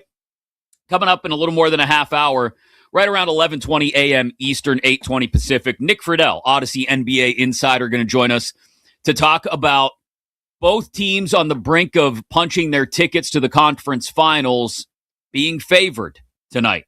Can they close it out? The Cavs at home, favored by 3.5 over the Pistons, and the Spurs on the road at the T-Wolves, favored by 5.5 to close that series out. Each team going in with a 3-2 series lead into Game 6s tonight. The games are bigger, the crowds are louder, the excitement turned up to 11, a whole new level. You could be a part of the playoff action when you bet these games with boosted odds inside your BetMGM app. Activate your odds boost token now for any bet on the NBA playoffs, and you'll receive a bigger payout if your bet wins. Get ready for tip-off tonight with BetMGM. Download the BetMGM app today. Coming up top of the hour, we'll talk about something that I think is perhaps falling by the wayside in the NFL, especially in light of the schedule reveal last night. That's coming up at 11 a.m. Eastern, 8 Pacific. So in about 15 minutes here on You Better You Bet. But we like to play this occasionally.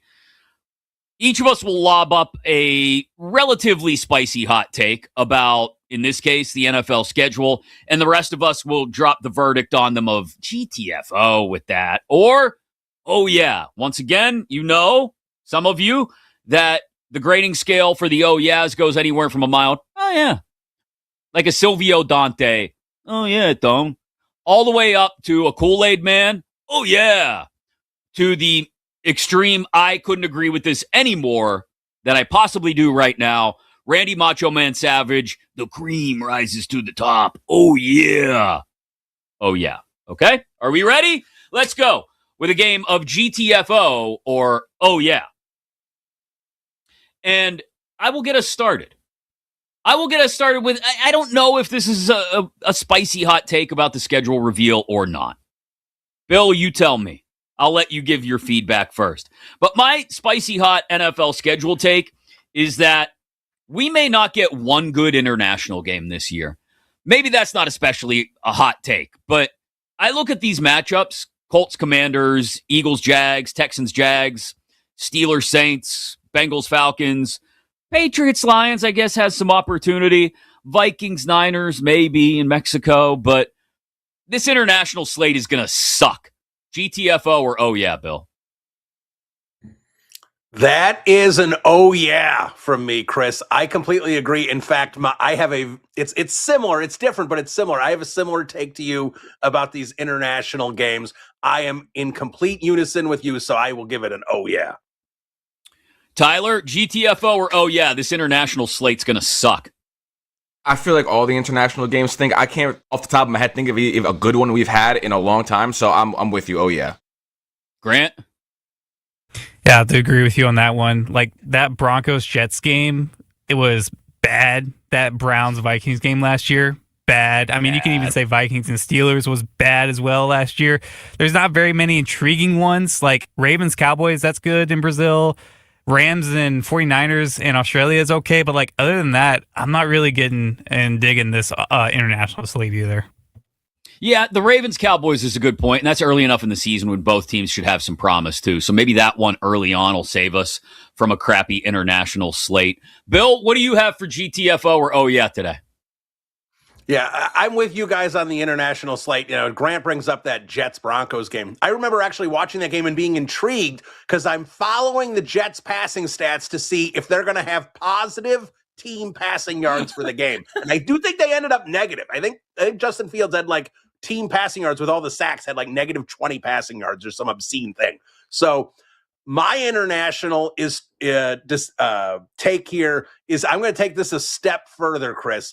And I'm going to say, if the NFL wants to make Netflix happy and ESPN happy and all these other partners happy, and these international games are going to go this path, that this is the last time we're going to see tons of 9:30 a.m. Eastern starts. They're going to start pushing these international games back to boost the 1 p.m. slates. Ooh. And we're not all of them. They'll have a couple standalone games, but next year, we're going to start seeing international games at 1 p.m. Eastern, starting at 7 o'clock in Europe.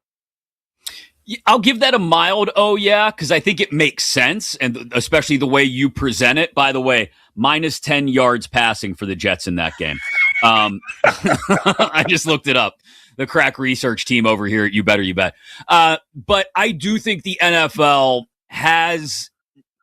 they do still have an understanding that any standalone window, even if it's 9:30 a.m. Eastern, is still a standalone window, and that sometimes you can get away with a crappy game in that standalone window and still survive, especially with it being an early morning game. So your concept makes sense, but I only give it a mild because I could see the NFL continuing to push the international games in those early morning windows to give them some sense of exclusivity. Tyler, where are you on this concept of the international games joining the 1 o'clock slate more often later? Yeah, so I'm going to give you a GTFO there because I assume and I feel like the NFL just wants to consume the entirety of our day, and they want as many island games as they possibly can. So if they can just inject us with more football at 9:30, I think they will. And I just think they like the island games for a bunch of different reasons. So I'll also give you a GTFO there. Even though I like your concept, I just don't think they'll do it. Yeah, going all the way back to the Monday night doubleheaders, right? When they would kick a game off at 10:15 Eastern, knowing nobody on the East Coast was in all likelihood staying up for the conclusion of that game. They wanted the West Coast viewers. Grant, GTFO or some of these international games over the next couple of years are going to get pushed into the 1 Eastern window.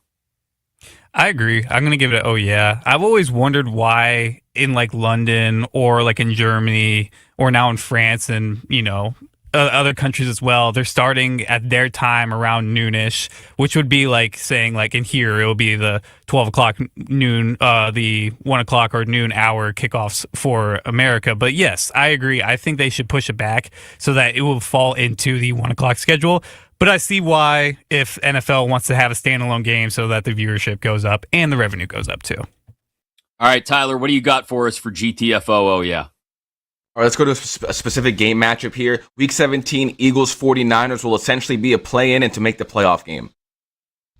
Ooh, Week 17. Oh, yeah. I'm giving that a Macho Man. Oh, yeah.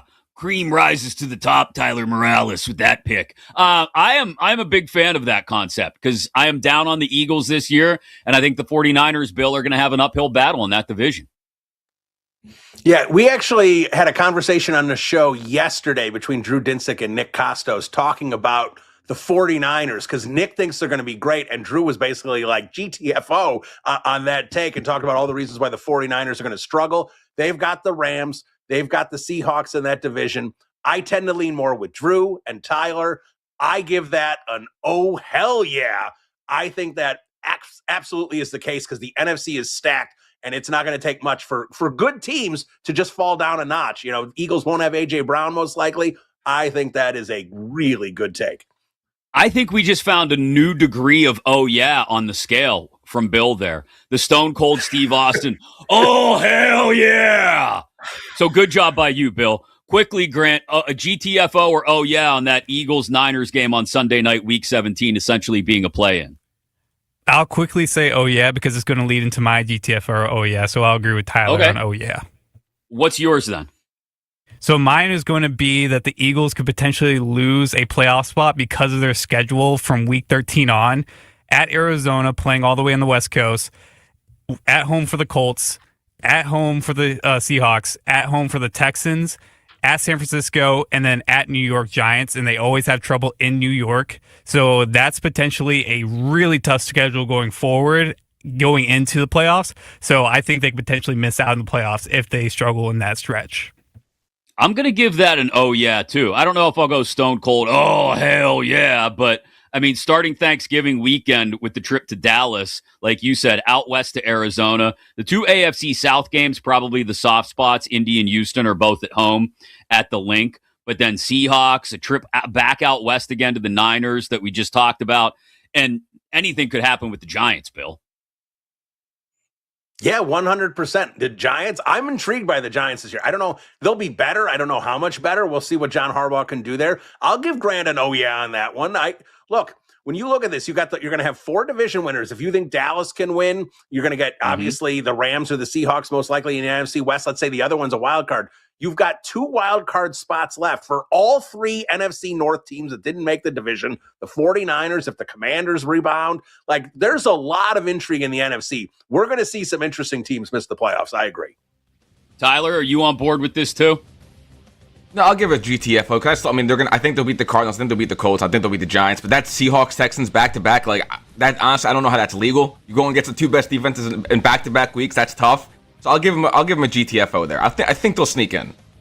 All right, coming up, the NFL has littered its primetime landscape with some strong matchups, but at what cost? I'll tell you exactly what we mean next here on You Better You Bet on Westwood One Sports.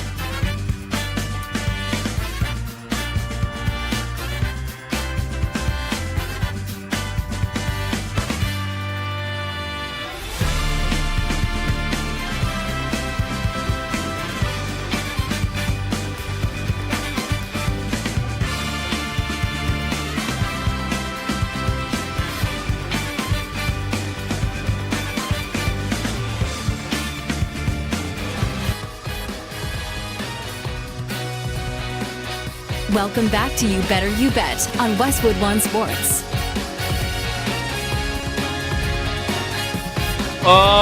Yeah. Time for the Power Hour, the final hour of the show, and on a fabulous Football Friday, as we have torn apart the entire 272, is that right? Do I have that number right? 272 game NFL schedule. That's the key word you were forgetting there, Chris. Chris Mack in for Nick Kostos today here on You Better You Bet on Westwood One Sports. There are some massive NBA playoff games being played tonight. A chance for the Cavs and the Spurs to close out the Pistons and the T-Wolves and move on to face the Knicks and the Thunder in the Eastern and Western Conference Finals, respectively. Our good friend, it's a Friedell Friday, Nick Friedell, will join us in 20 minutes here on You Better You Bet to talk about those games and, of course, fallout as everyone else is headed towards the offseason, in particular, LeBron. So is it another year in LA for LeBron? Does he wander the NBA landscape looking for a home for one more year? Or does he hang it up and walk away?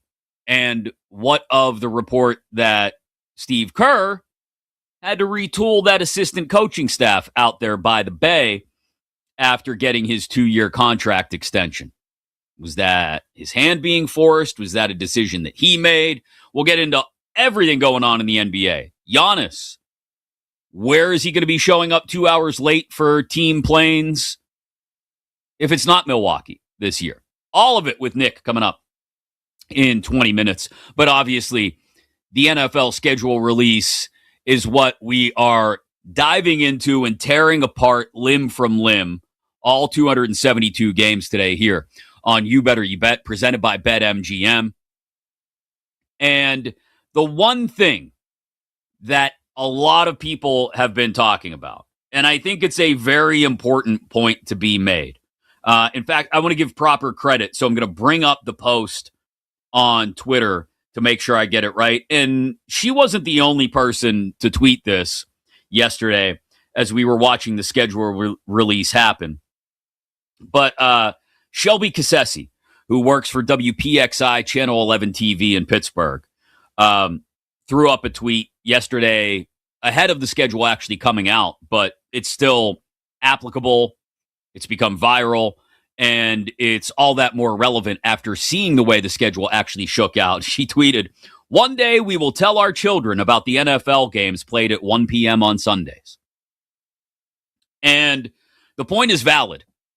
As we throw more and more games in standalone windows, we are getting away from the NFL 1 p.m. Eastern, 10 a.m. Pacific window, really holding the kind of cachet that it used to. Used to be, you woke up on Sundays, you got ready for that day's games, you watched your favorite team maybe play at 1 o'clock. If you lived out west, you watched all the other games, and there was inevitably a good one being fed to you on network TV. And then in the afternoon window, you watched, again, Dick Enberg would be coming live to you from Jack Murphy Stadium in San Diego as the Chargers face the Los Angeles Raiders. There was always a good matchup in those standalone windows. And I am fully of the understanding that,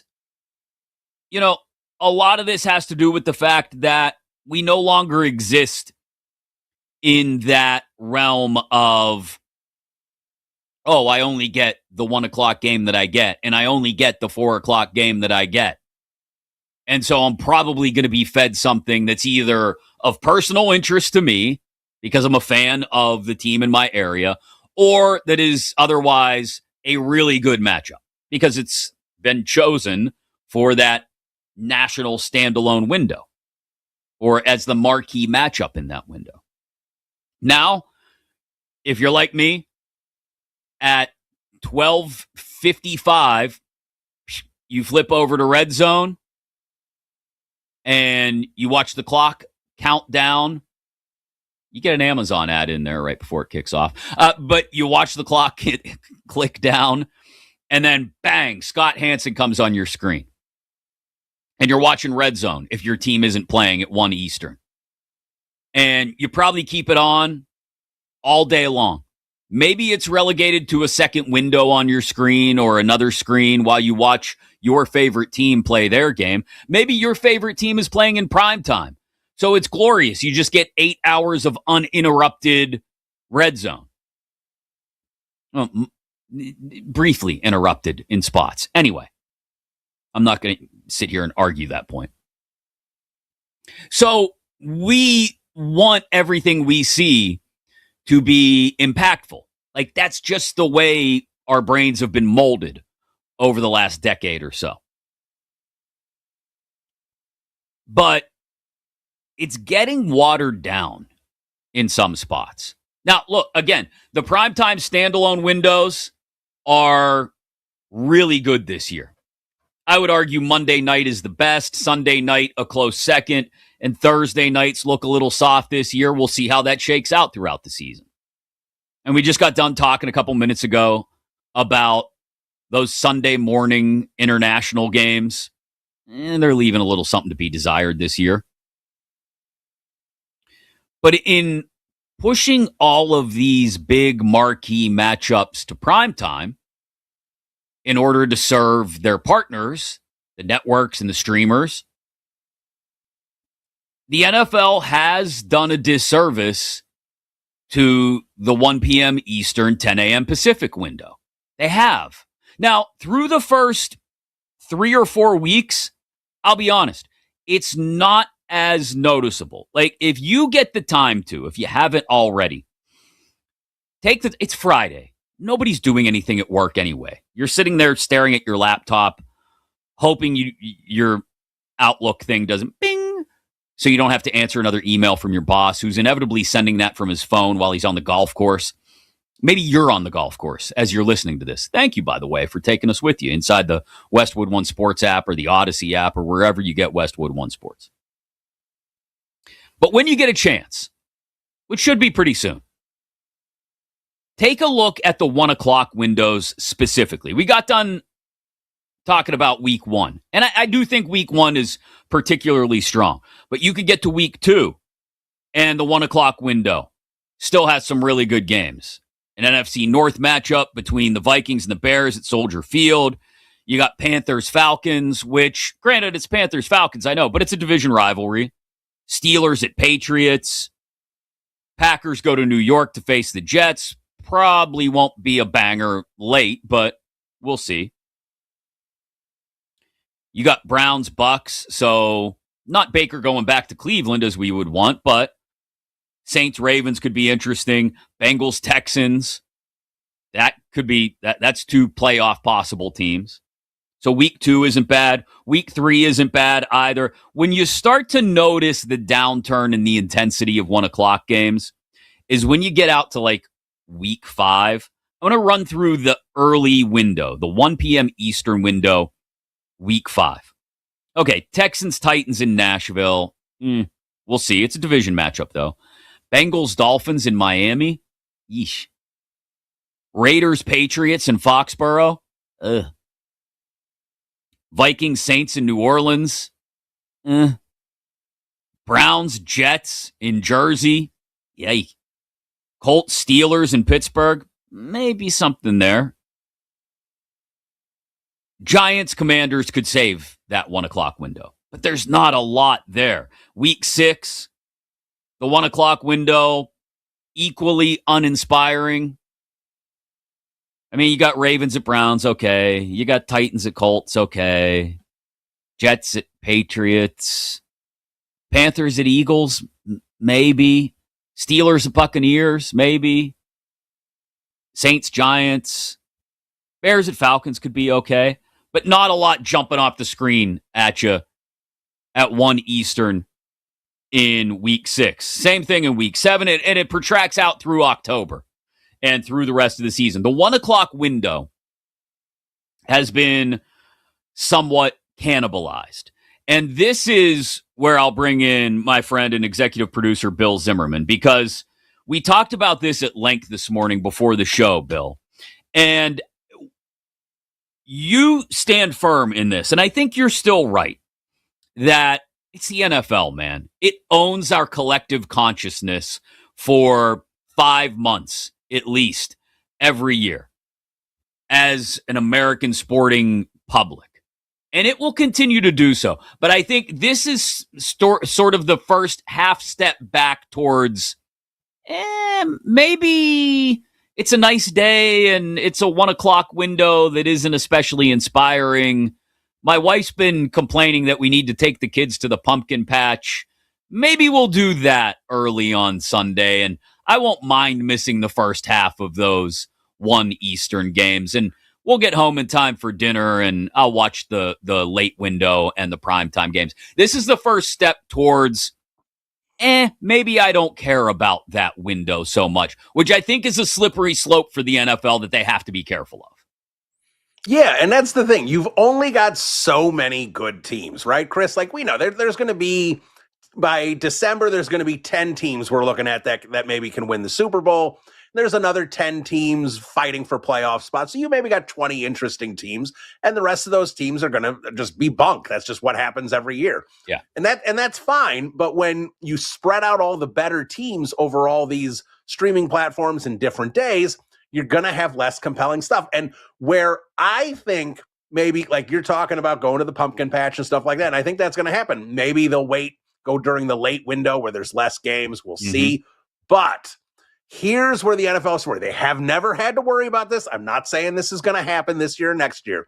But with NIL in college football, and we are building up some super programs here with really good college football teams, when a lot of NFL fans sacrifice for the family, sacrifice the Saturdays, right? That's where you're going to the pumpkin patch. That's where you're going to see Santa at the mall, whatever you're doing. Now you're sitting there going, oh, man, I don't want to miss that college football game. You know what? The Sunday slate isn't that good. We'll go Sunday afternoon. That might start happening. I'm not saying it will, but there's always, if you're, I know some people listen to this show, they're 23 years old. They're like, I watch college football from 11 a.m. on Saturday until Monday night, and I don't stop. And that's how I think most of us were in our 20s. You get older, you get stuck with responsibilities and family and things to do, and you got to figure things out. And I think a lot of people sacrifice college football for that. And if the NFL starts seeing those numbers dip down on CBS in those 1 o'clock games or on Fox, they might have to start reconsidering it. I don't know what's going to happen, but at some point you can only sell, Titans against the Colts so many times before people go, I'm just not that into it. Yeah, and I think that's actually I think that's actually a really strong point. Look, there's not nearly as many people playing fantasy college football as there are playing fantasy NFL football. Like, that is still a thing that keeps a lot of people engaged. And you want to see how your guys are doing. But when it's part of a game that you otherwise don't care about, Panthers, Saints, on a random Sunday, like you said, when you could take the kids to the mall and we're going to visit Santa, or, I've got to do this, I've got to do that. Like you said, family things. Yeah, when you're 23, you can veg on the couch all day and just drink in Scott Hansen for 8 uninterrupted hours. And look, I'm in my 40s and I still do it to the detriment of my family sometimes. But I'm sure as hell not going to do it on a weekend where I may have, Penn State, Oregon, or Ohio State, Michigan. Now, the Ohio State, Michigan is an extreme example, but there, to your point, are big college football matchups happening on Saturday. Maybe I got to get one last cut of the grass in. I got to mow the lawn this weekend one final time. I'm going to do it Sunday afternoon during the early window, and maybe I'll listen to some on Westwood One right there inside the app. Plug. And Saturday, I'm going to make sure I'm actually watching the game. I think that's a really, really strong point. And, we could use a random November weekend as an opportunity to point that out. Like Texas LSU is happening on Saturday, November 14th. I'll just throw that one out as an example. Tennessee, Texas A&M, Ole Miss, Oklahoma. Now, those may be spread out throughout your day. They're not all going to be Saturday afternoon.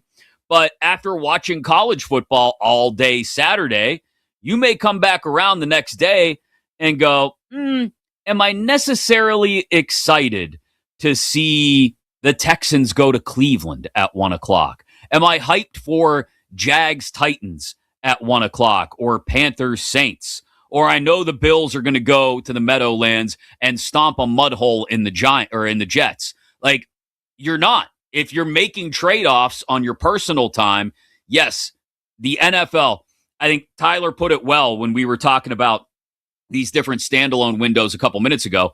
The NFL wants to dominate every minute of your time if they can get away with it. I think we're just increasingly getting to the point where, because of those matchups, like you said, all the great ones or most of the great ones being planted in standalone or primetime windows, you're getting to a point where it's really hard to get away with doing that both days of the weekend every single fall. Yeah, and that's going to be the big question. And like I said, we all love the NFL. We consume as much football as possible. But again, you got to kind of pick and choose. And maybe college football starts getting a little bit more of the platform with the direction they're going. And they've got a big playoff now and all that stuff. The NFL's trying to, pee in their pool with the playoff and putting games up against their playoff games. At some point, the dam's going to break. Maybe it doesn't break for the NFL until 2075. I don't know, but at some point something's going to happen, and it may happen sooner rather than later. Again, they're not in trouble. They're in great shape.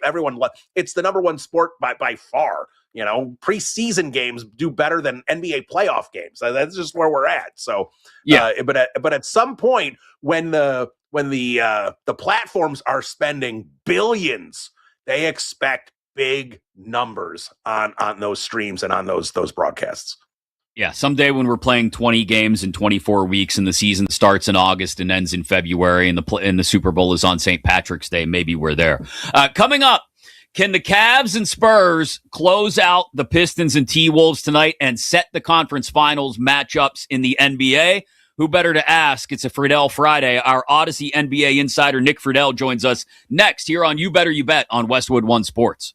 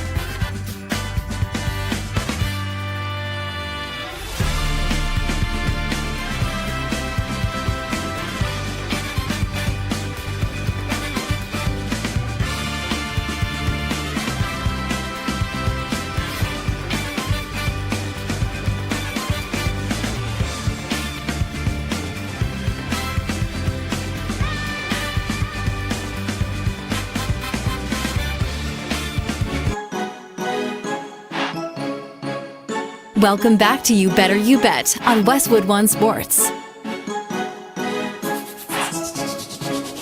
We've talked all about the NFL schedule from just about every angle possible today here on You Better You Bet. Chris Mack in for Nick Kostos on Westwood One Sports.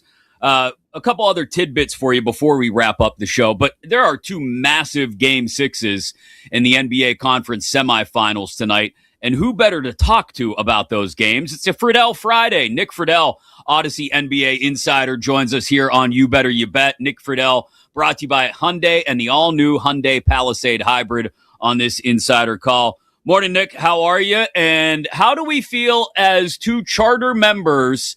I feel like the Dave Chappelle show skit, the Haters Club, as two charter members of the James Harden Haters Club, watching what he's done the last few games against Detroit. Chris, our memberships aren't looking too good these days because this guy just keeps going out and having big game after big game. It's a credit to Harden because we are not the only two people in the world that were like, right. I just don't see this for Cleveland. Kobe Altman and that Cavs front office has got to be sitting there saying, yep, we knew it. This is why we made the deal.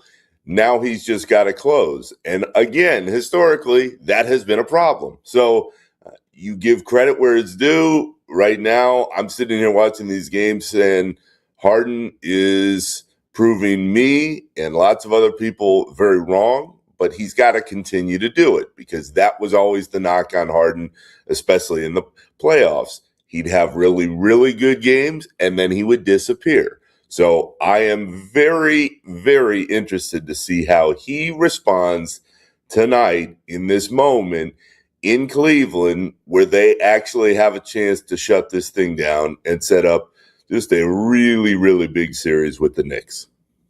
What'd you make of the no call? And the league doubled down on it yesterday. The no call at the end of end of regulation in Game 5. I thought that if it was a regular season game, it would have been a foul. Yep. I didn't have a huge issue with the no call, Chris, just because you hate to see any game end like that. But if you're going to call it in the regular season, and especially if you're a Detroit fan watching it, you should call it in the playoffs. So I know what was said right after the game by Tony Brothers in the pool report. I know what the league said.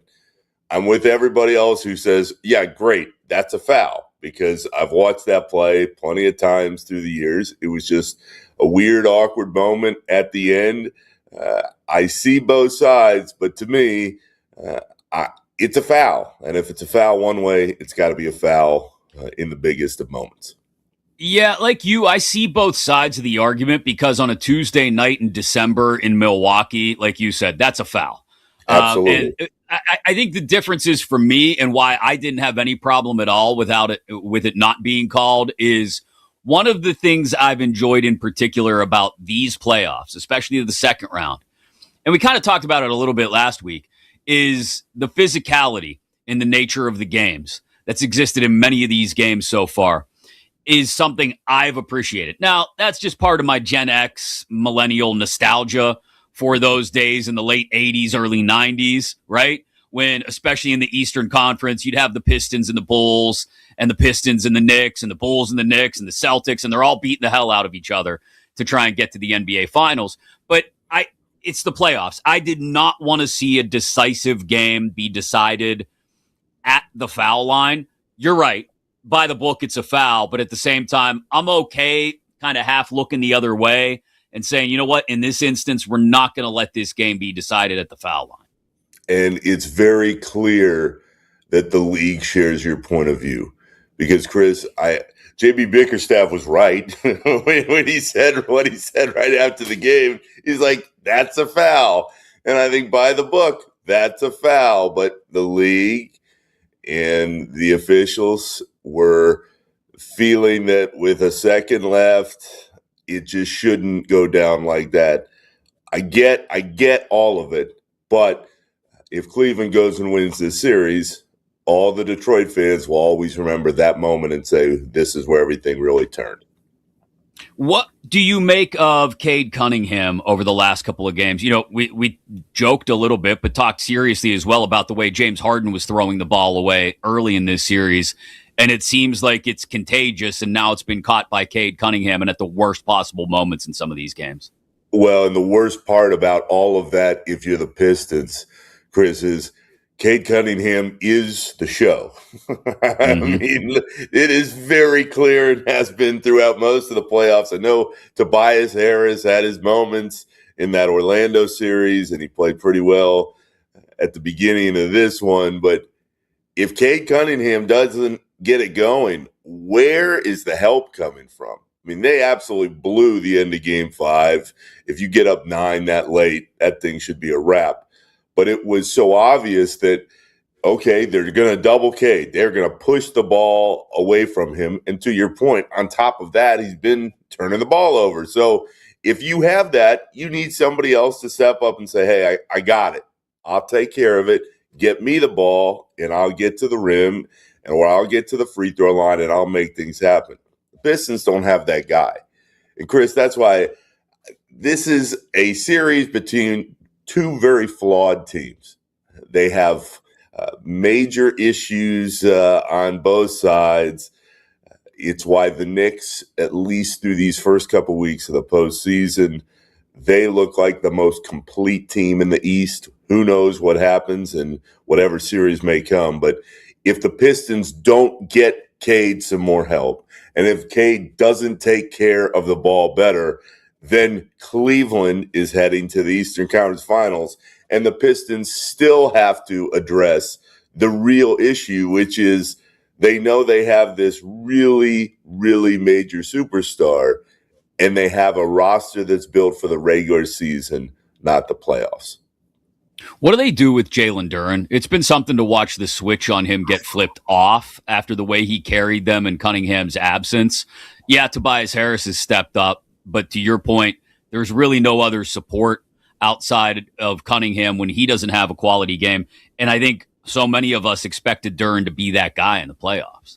He was supposed to be. This is why that team was built and had the momentum that it did. Chris, the only thing you could chalk it up to right now, if you still believe in Duren as a real centerpiece of what you're building with your team, is he just hadn't had a lot of these type of reps in the postseason. And you could say, all right, it hasn't worked for him, but he can learn from this. But you just wonder with the repeated performances where you're like, well, where is he? You know, what's going on? Is it maybe a mental deal where when the lights get the brightest, you kind of go, what's happening? So it is a major concern, though, because there's only so many more moves once you get to this point with a core group that is young, that already has their star in place, and you thought you had your second star. There's only so much that you can do. And in so many ways, I keep watching this team, and I know we mentioned it heading into the playoffs. What the Pistons remind me of is those 2010, 2011 Chicago Bulls with Derrick Rose.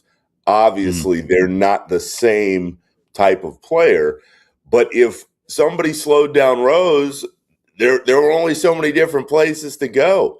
Joakim Noah was a hell of a defensive player, but he was never going to be the offensive threat that you needed. Luol Deng was a nice complementary piece. Not going to be the guy that took over games, especially later in the postseason. So I watch this Pistons team, and I think great regular season, great culture. But if Duren isn't able to take that next step, I'm not sure what else they can do right now around Cade. The Knicks are on a heater. They've won 7 in a row, and most of them in dominant fashion. Is this break good for them, or to get healthy, to get back to as close to 100% as you can get at this time of year, or does this cool them off, you think? I think they would have loved to have had a few days and kept playing because that momentum was so strong. But, Chris, if you're this deep in the season and you earn the right to take a week off, you take it. You get your rest, and you put a smile on your face in game 1. So I know everybody will look to, hey, Well, if they had played a little quicker, things might be a little better for them. I would tell you historically, every time I have talked to teams that have gotten a sweep and that have gotten this rest, they come back refreshed and they come back looking hungrier down the line in the series. So let's see what happens in game one, whenever game one may be, against Cleveland or Detroit. But I think it will pay off for them in the long run. And it's exactly why, no matter who they face, they are the favorite now, and they are set up to get into the finals. Audacy NBA insider Nick Friedell with us here on You Better You Bet. Chris Mack in for Nick Kostos today on Westwood One Sports. Insider calls brought to you by Hyundai and the all-new Hyundai Palisade Hybrid. Learn how it makes every day epic at HyundaiUSA.com. Who do we have more belief in tonight, Nick? Anthony Edwards has dropped 30 or more in each of their 2 home games in this series, and they're up against the wall. Wemby has looked like a monster at times so far this postseason when they've had an opportunity to close things out. But this is Minnesota on the road. This isn't Portland. This isn't a random game up in Dallas on a Tuesday night in January. So does Wemby have it in him to become a monster again tonight, or does this thing go to 7? He does, Chris, and he's taking step-by-step progression, and you're watching the maturation of a superstar in front of your eyes. I would still take Ant in this moment.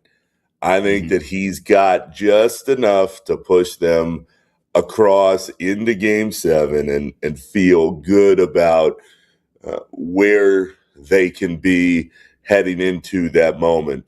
I don't want to put anything past Wemby, though, now, because for him to get tossed, and deservedly so, with how dirty that play was, but then to come back and just dominate, as you and I have seen him do at various points here in the last few months, it's another sign that this guy is the future face of the league as a whole. He is that player that everybody else is going to be judged up against. So I say that with the ultimate respect, but I think right now, give me Ant and give me everything. I would take every over that Ant has, because I believe that he's just going to take over that game until he pushes them through.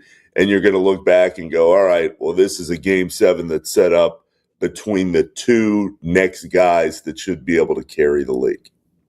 You mentioned the elbow on Naz Reid in Game 4. If that's, look, I understand priors are a part of the league and their judgment on this, but if that's Draymond Green, how many games is the suspension? If that's Draymond, he's definitely getting a game. And it's funny, Chris, because I was sitting there saying I see both sides on the end of the Pistons game, and I understand why the league did what it did against Wemby.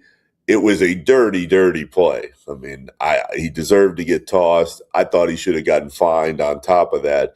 But if it's Draymond, he's definitely getting an extra game, because he's done it so many more times in so many big moments.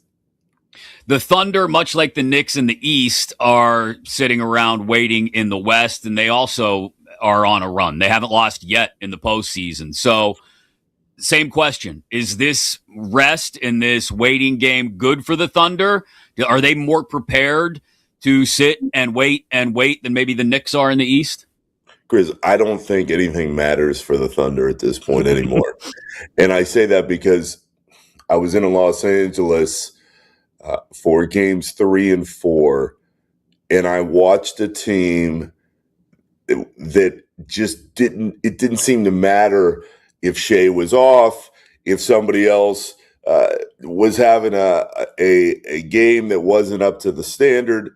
There's the next guy to pick them up. I mean, they are the deepest team I can remember in the league in a long, long time. I would tell you that they are the closest thing I've seen to those Warriors teams with Steph and KD and Clay before the injuries piled up, and Draymond at his peak. They're just dominators. The only thing that is slowing down the Thunder this year is injury. if something were to happen. But they're so damn deep that I think they could overcome any injury that wasn't besides Shea. I mean, they are that good. You could give them a week off. You could give them a day off. They have so much depth, and they've got so many guys, Chris, that most people still don't even know. You're like, who is this? The average fan must watch the Thunder and be like, are you serious? Like, these guys are dropping 20 on me? So I'm more impressed now than I was, and I was really impressed before. I think they are on a collision course with history. I don't think they're playing against the Timberwolves, the Spurs, potentially the Knicks. If they get there, they're playing against themselves. And I think they are just so much better right now than everybody else. Before I let you run, I'll save LeBron and Giannis questions for the next time we talk because it won't be the offseason yet then, and we can kick that around with more time. Kevin Pritchard's tweet after the Pacers fell out of the top 4 in the lottery. I thought we were due some luck. I'm really sorry to all our fans. I own taking this risk. If you're a Pacers fan, how fast are you ready to run this guy out of town, costing you that pick?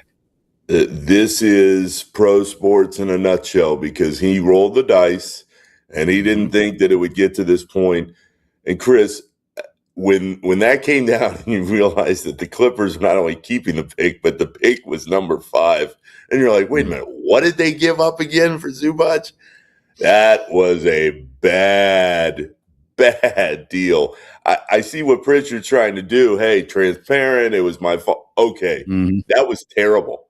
To give up that much for Zubac when you could have had the 5th pick in a loaded draft, these are the risks you take as executives. Things can go well, and everybody's going to be telling you how great you are. But when they don't go well and they go that poorly as far as the lottery order is concerned, you get what you get. So he made the deal.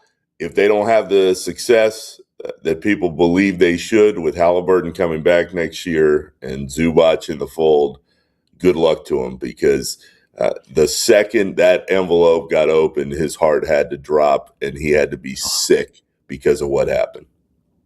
Nick, great stuff as always, man. Enjoy the Game 6s tonight and the start of the conference finals, and I'll catch up with you again soon. You got it, buddy. Talk to you. Absolutely. Audacy NBA insider Nick Friedell here on You Better You Bet on Westwood One Sports. Insider calls brought to you by Hyundai and the all-new Hyundai Palisade Hybrid. Yeah, that's the one thing that as we pivoted towards NFL schedule release late in the week, has maybe luckily for Kevin Pritchard, the Pacers GM, fallen kind of off of some sports fans' radar. But that just is brutal. What a brutal gamble to lose. A couple of nuggets we want to throw out to you. Update you on the PGA Championship leaderboard as well. Get you a bet for tonight's Game 6s and our 3 stars of the day all next here on You Better You Bet on Westwood One Sports.